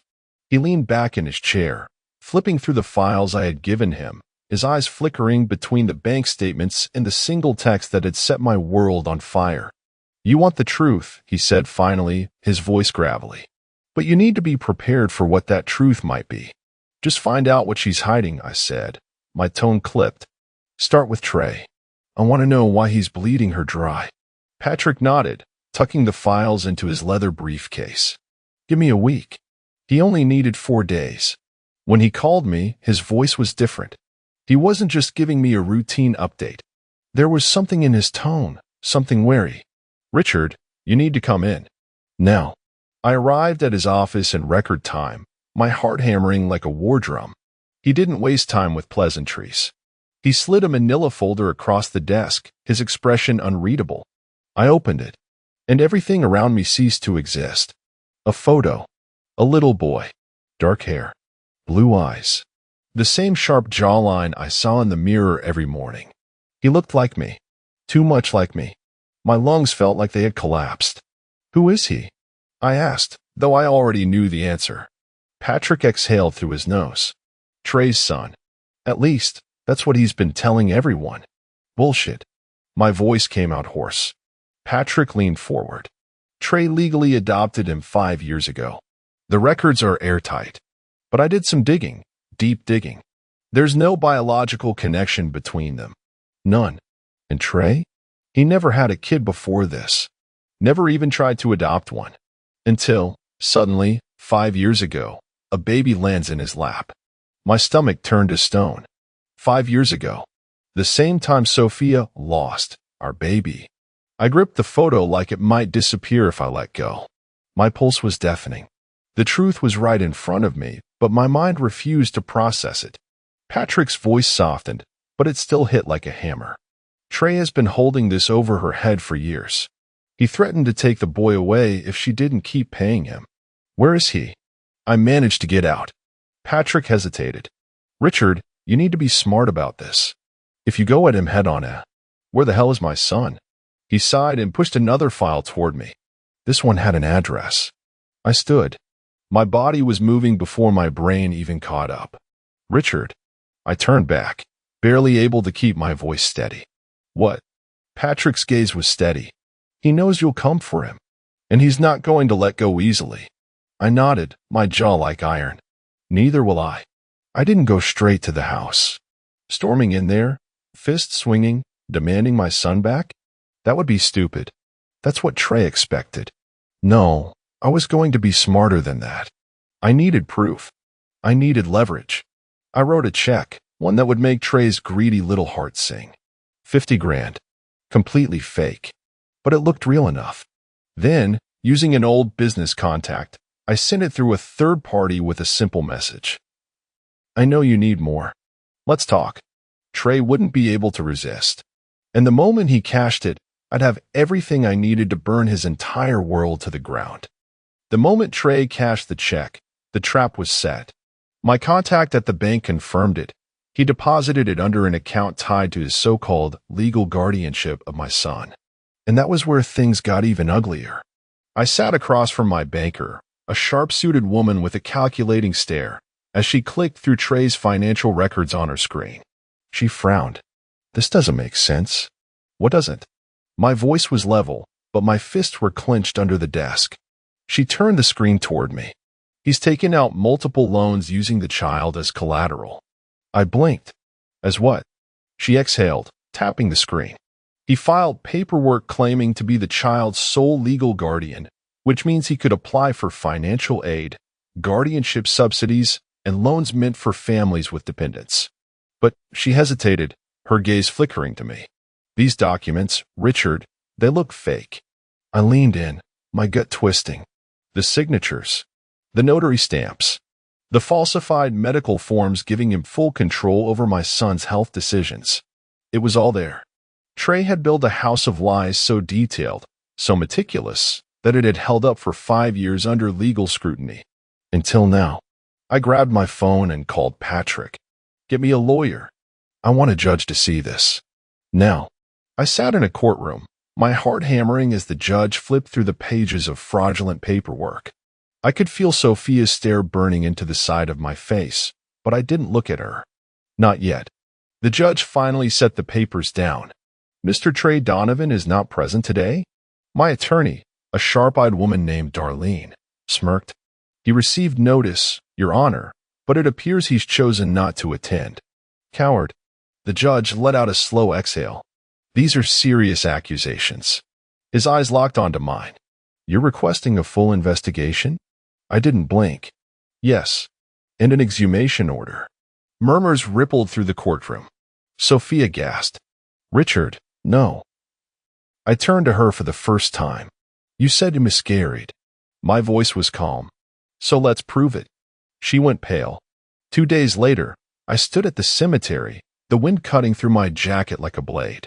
A group of officials stood in a half-circle, clipboards in hand, waiting as the gravediggers worked.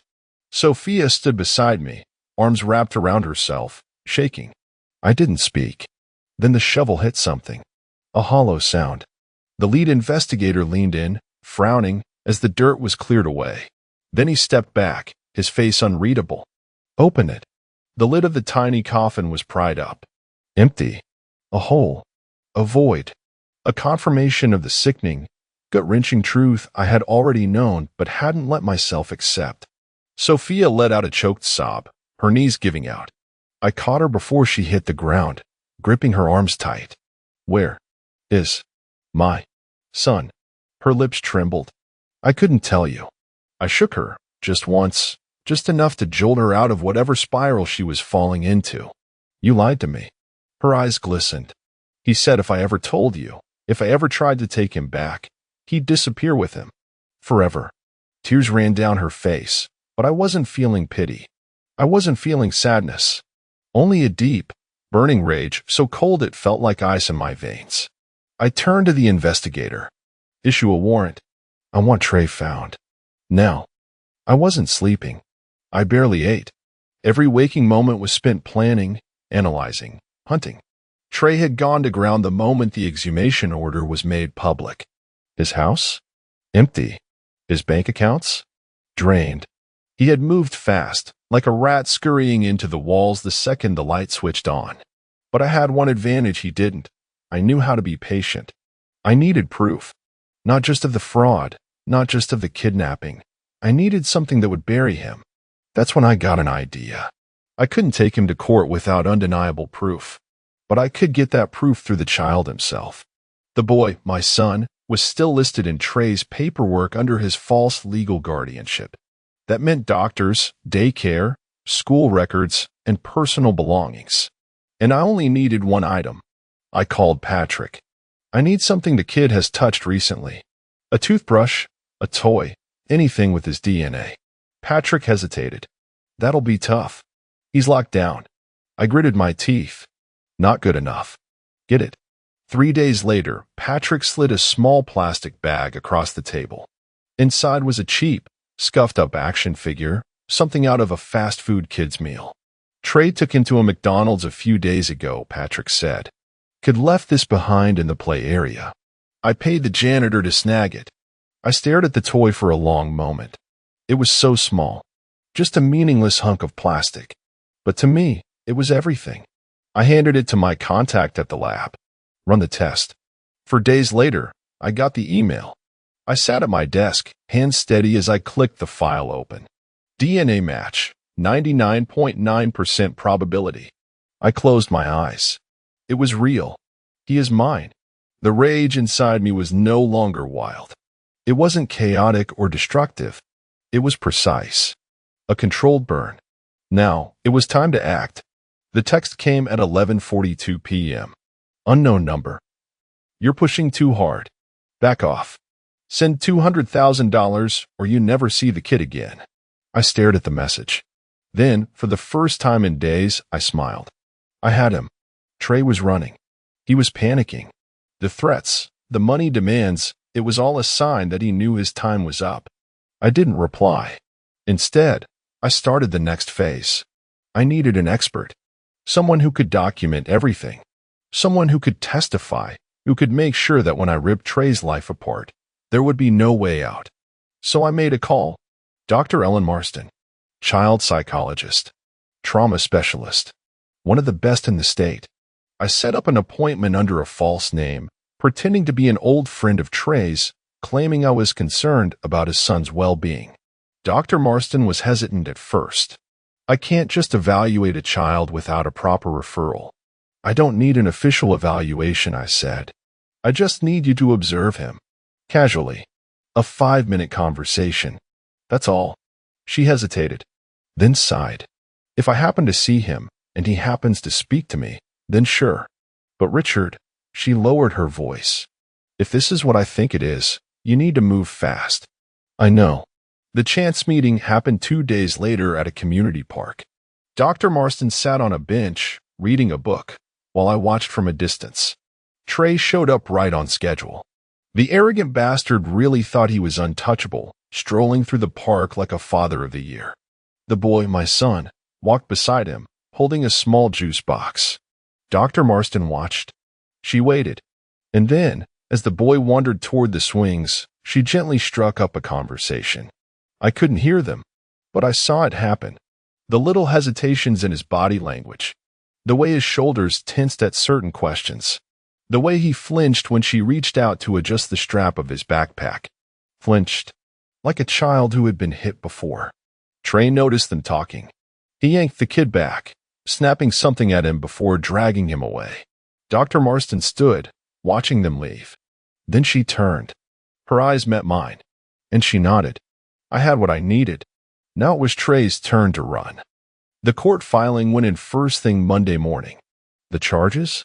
Fraud, kidnapping, child endangerment. I didn't just submit a complaint. I submitted a damn war plan. The bank records, proof Trey had been using my son as collateral for loans. The DNA test, undeniable proof the boy was mine. The forged medical documents, the ones that gave Trey full control over my son's health care, completely fraudulent. Dr. Marston's report, a preliminary assessment, noting signs of potential abuse and emotional distress. With this much stacked against him, Trey should have been sweating bullets. Instead, the bastard went on the offensive. It started that night. Sophia called, her voice trembling. He's posting about you. I pulled up Trey's social media. The first post hit me like a punch to the gut. A photo. Him. My son. Sitting at a park picnic table, smiling. Me and my boy, just two guys against the world. Some men don't deserve to be fathers. Some men walk away and never look back. But I never will. The comments were pouring in. You're such an amazing dad, Trey. Deadbeats don't deserve kids. Whoever abandoned that baby should rot in hell. My hands clenched into fists. Another post. This time, a video. Trey in a well-lit living room, the boy on his lap, laughing as Trey helped him build a toy car. We make memories every day. No court, no outsider is ever going to take him from me. I watched, my heart pounding, as thousands of likes flooded in. Trey had turned it into a PR war.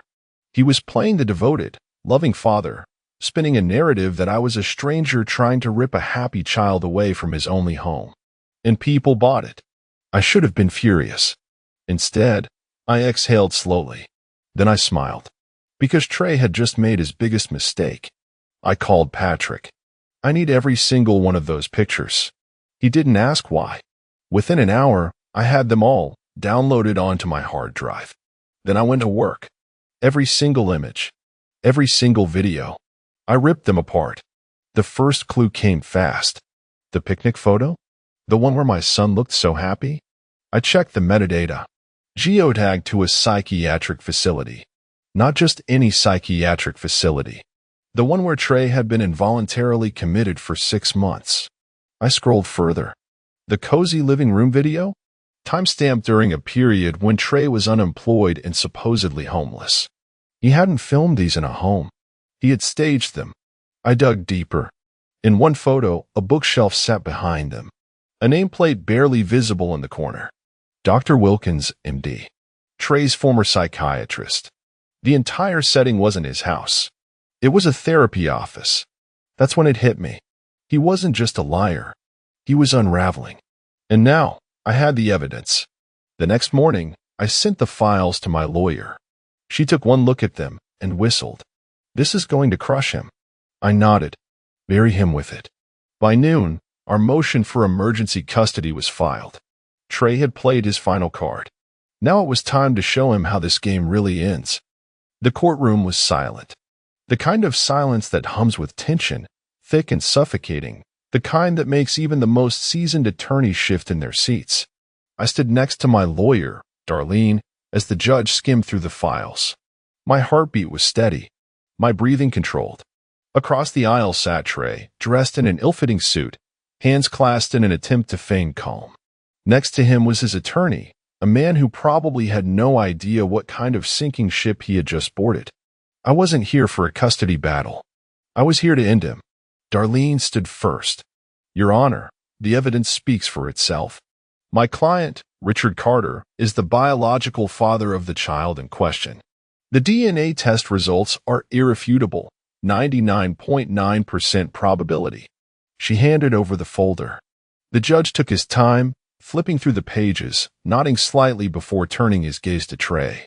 Mr. Donovan, do you wish to contest this? Trey stood, clearing his throat. With all due respect, Your Honor, DNA doesn't tell the whole story. His voice was confident. Too confident. It pissed me off. Go on. The judge leaned back, waiting. Trey exhaled, adopting the concerned father act he had polished so well online. I'm not denying biology, but what really matters is that Richard abandoned this child. 5 years, Your Honor. 5 years of nothing. No effort. No care. No attempt to be in his life. He was never a father. I was. I tightened my jaw. This bastard was really trying to spin it. Darlene remained unshaken. That's a touching story, Mr. Donovan. Unfortunately, it's also a lie.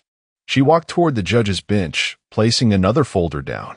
We have financial records proving Mr. Carter was unaware of the child's existence.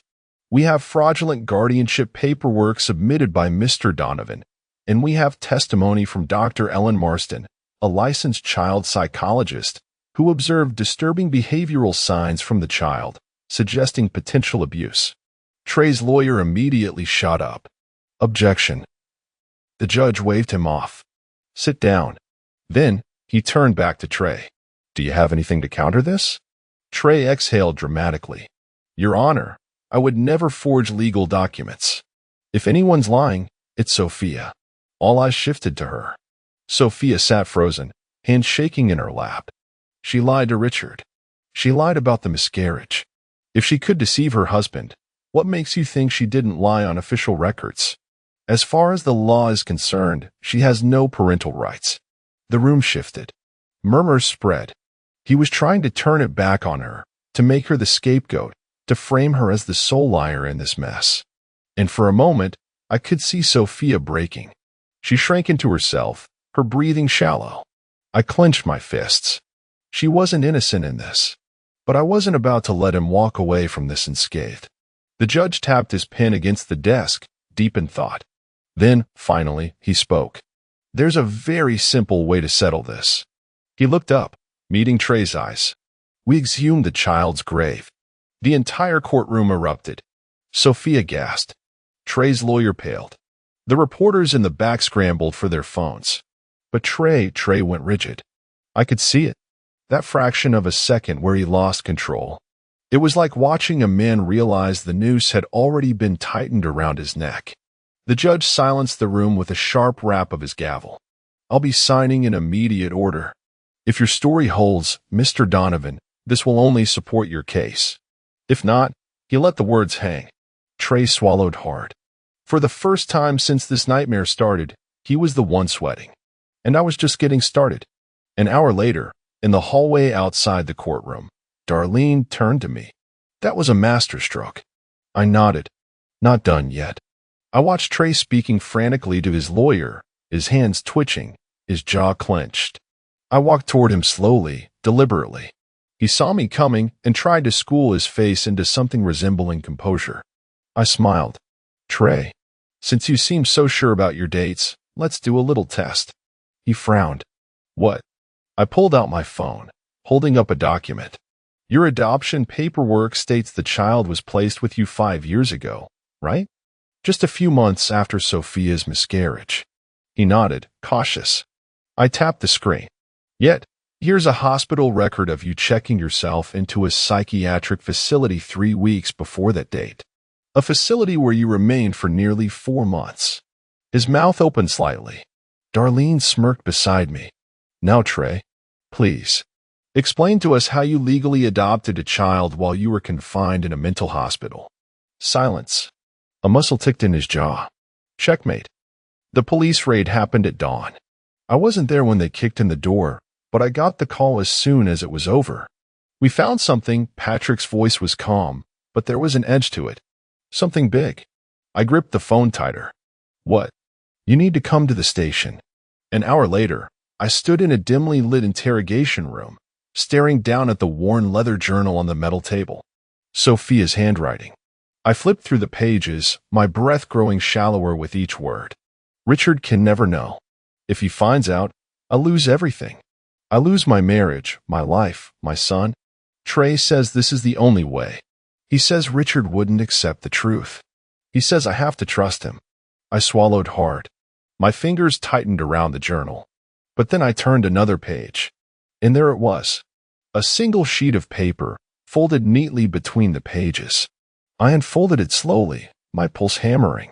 Trey's handwriting. The kid is our golden ticket, Sophia. Do you get it now? As long as I have him, we're set for life. Government money, Richard's money, hell, even charity donations if we spin it right. This is our way out. But if you grow a conscience and ruin this for me, you'll lose him for good. My vision tunneled. I had hated him before. I had wanted to destroy him. But this was something else entirely. This wasn't just fraud. This wasn't just manipulation.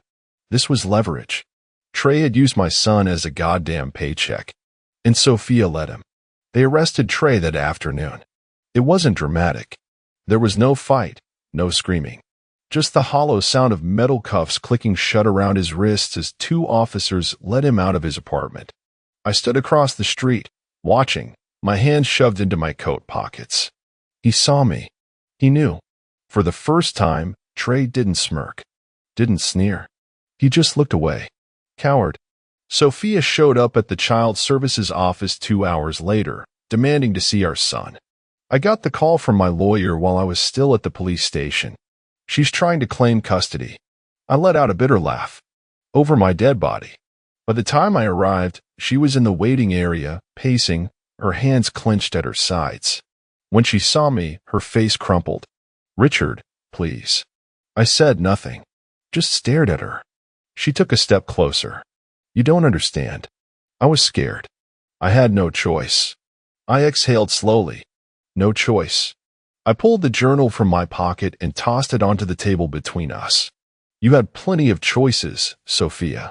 You chose to lie. You chose to give our son away. You chose to let Trey use him like a human ATM. Tears welled in her eyes. I did it for him. I shook my head. No, you did it for you. Before she could answer, a woman from social services stepped into the room, clipboard in hand. Miss Carter, your request has been denied. Sophia turned to her, panicked. But I'm his mother. The woman didn't blink. And you knowingly placed him in the care of an unfit guardian. You are currently under investigation. Sophia's breath hitched.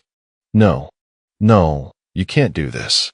I straightened, feeling something cold settle in my chest. They can, and they will. She turned back to me, desperate. Please, Richard, don't let them take him from me. I stared at her for a long, quiet moment. Then, finally, I said what had been burning inside me since the moment I opened the journal. You already did. And then I walked away. For the first time in 5 years, my son was home. It wasn't easy at first. He was quiet, hesitant, always watching me like I was just another stranger passing through his life.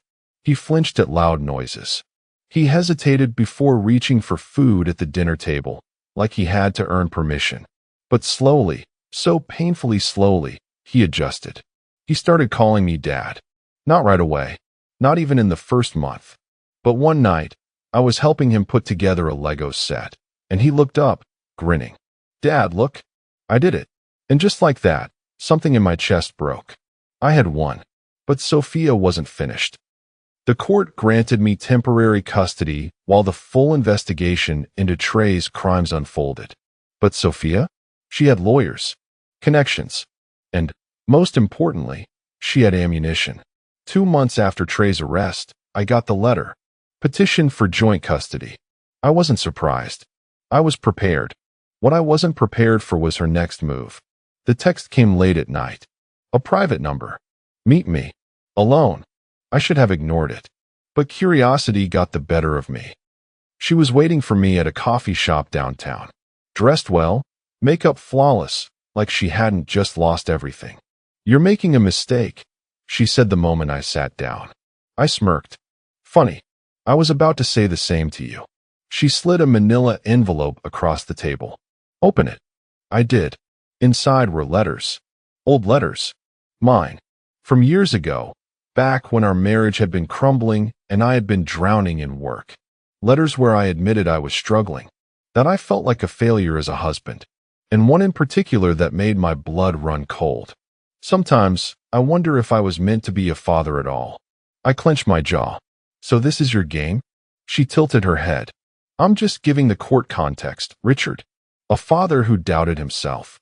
A mother who did what she thought was best." I leaned back, exhaling through my nose. She smiled, like she had already won. "You'll lose," she whispered. "Unless you settle. Unless you give me what I want." I studied her. Then I did something she didn't expect. I laughed. Slow, quiet, cold. Her smile faltered. I stood up, sliding my own envelope across the table. "Your turn." She hesitated. Then she opened it. Her face drained of color. Because inside were printouts. Text messages. Her text messages with Trey. "You told me he'd never find out. He never will. Richard believes everything I tell him. Just keep the payments coming, Sophia. This kid is our ticket." She slammed the envelope shut, her fingers trembling. You want to play dirty?" I said, leaning in. "Fine. But let me make something crystal clear. If you try to take him from me, I will burn your entire world to the ground." Her throat bobbed. I stood up. "See you in court." And this time, I was going to finish it. The courtroom was packed.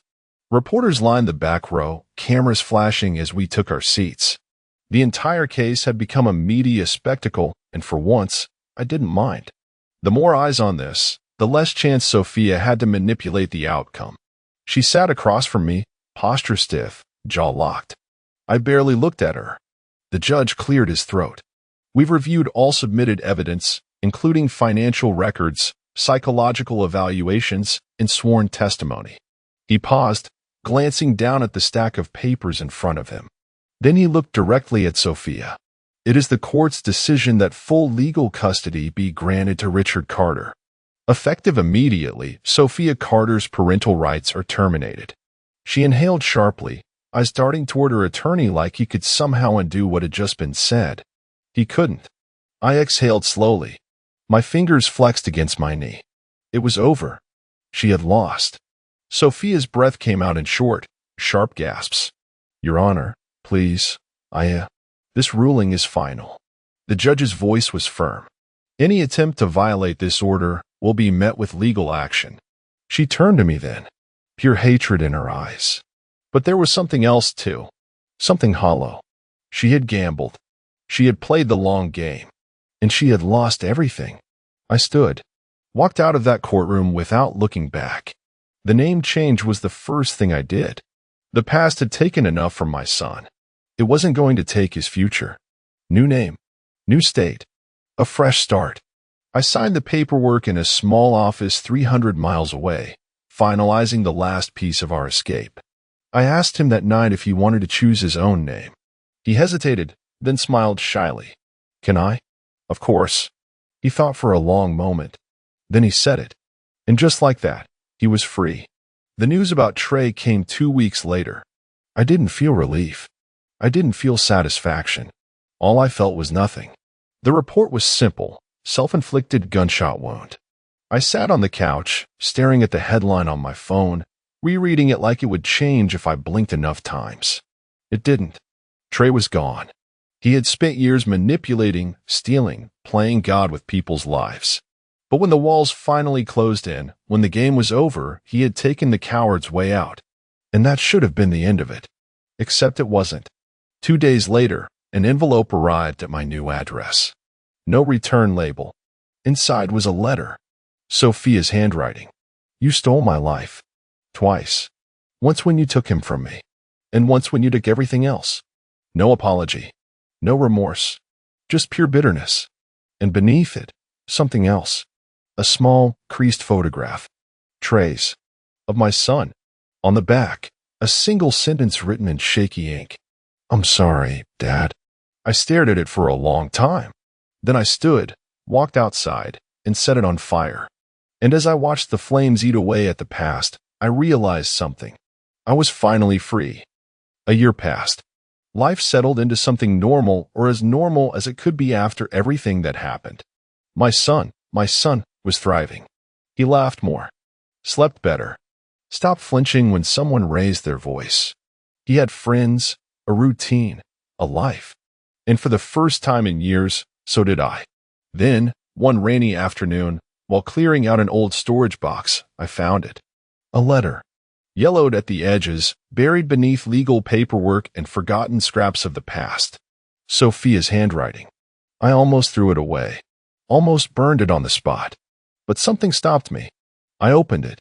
Richard, if you're reading this, then you've won. I've lost. Maybe I deserve it. Maybe I don't. But there's something you should know, something I never had the courage to tell you. I didn't keep him from you because I didn't love you. I did it because I was afraid. Afraid of how you'd look at him. Afraid that when you found out, you'd leave. He's different, Richard. He always has been. He doesn't see the world the way other kids do. He needs more. More patience. More understanding. I didn't think you'd give him that.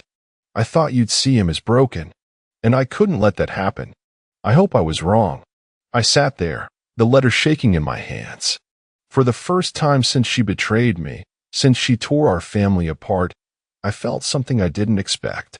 Not rage. Not hatred. Regret. She was wrong about a lot of things. About Trey. About the lies. About what it meant to be a mother. But she wasn't wrong about one thing. He was different. He saw the world through patterns and logic, through routines and rhythms that made sense only to him. Some days were hard. Some days were beautiful. But he was never broken. That night, as I tucked him into bed, he looked up at me with wide, curious eyes. Dad? Yeah. He hesitated. Then, quietly, why isn't Mom here? My throat tightened. I could have lied. Could have given him some soft, watered-down version of the truth. But he deserved better than that. Because she was scared. I exhaled slowly. And she made the wrong choice. He nodded like he understood. Maybe he did. Then, after a moment, he reached under his pillow and pulled out a folded piece of paper. A drawing. Him. Me. And her. A jagged little heart in the corner. She used to draw with me, he murmured. I swallowed past the lump in my throat. Yeah, I bet she did. 2 weeks later, I finalized the paperwork. The Sophia Carter Foundation. A nonprofit for families with autistic children, families who felt lost, overwhelmed, afraid of what the future held. It wasn't forgiveness, but it was something. Because love and fear can exist in the same breath. And sometimes, the only way to move forward is to honor the past. The event was bigger than I expected. Rows of chairs, journalists with cameras, banners with the foundation's name stretched across the stage. A year ago, I never would have pictured myself here, standing in front of a crowd, shaking hands, giving speeches about a cause I had barely understood back then. But now it was different. Now it mattered. I stood at the podium, clearing my throat as the murmurs of the audience died down. My son sat in the front row, legs swinging under his chair, his hands tracing patterns on the fabric of his pants, his little way of keeping himself calm in a new environment. I smiled. A year ago, I didn't know where my life was going. I didn't know the truth about my own family. I didn't know my own son. But I do now. And I know this. No child should ever feel like they don't belong. No parent should feel like they have to hide their child from the world. The crowd listened, their faces expectant. I exhaled. This foundation isn't about the past. It's about the future. It's about giving families the support they need, the support that should have existed all along. Applause. Camera flashes. And then, a shift in the air. I felt it before I saw her. A presence. A ghost from another life. I turned my head slightly, scanning the crowd. And there she was. Sophia. She stood near the back, barely noticeable, her body half turned like she was already preparing to leave. She looked different. Older. Or maybe just emptier. Our eyes met for a fraction of a second. She didn't move. Didn't speak. Then, slowly, she reached into her bag and pulled out a small, unmarked envelope. She walked forward, weaving through the crowd, and set it down on the table near my seat. And then, she was gone. Just like that. Later that night, after the event ended and my son was asleep in his room, I finally opened it. Inside were drawings. Crayon sketches, filled with wobbly lines and bright, uneven colors. His drawings. One of me, one of him, and one of her, standing apart. A sad little scribble of a face, alone in the corner. My chest tightened. I reached deeper into the envelope and pulled out the final item. A key. Small. Familiar. And a note, written in her careful, looping script. He was always yours. I stared at it for a long time. Then I flipped over one of the drawings, my fingers running over the paper. Something was scrawled on the back. A date. His birth date. Not the one on the official records. The real one. The one that proved she had been lying from the very beginning. The final, quiet confession. I let out a slow breath, setting the papers down. I expected anger, bitterness. But what I felt instead was something entirely different. Something like peace. Behind me, a small voice stirred. Dad. I turned. My son stood in the hallway, rubbing his eyes, his voice groggy. I saw Mommy today. I froze. When? Before the speech. He hesitated, shifting on his feet. She was crying. A lump formed in my throat. She was. He nodded, then yawned, resting his head against the doorframe. She cried when she drew the pictures too. I swallowed. How do you know? He blinked at me, his voice soft. Because some of the colors were smudged. I closed my eyes. When I opened them again, I was still holding the key. Still feeling the weight of everything. The past, the loss, the choices we could never take back. But for the first time in a long time, I wasn't drowning in it. I was ready to let go.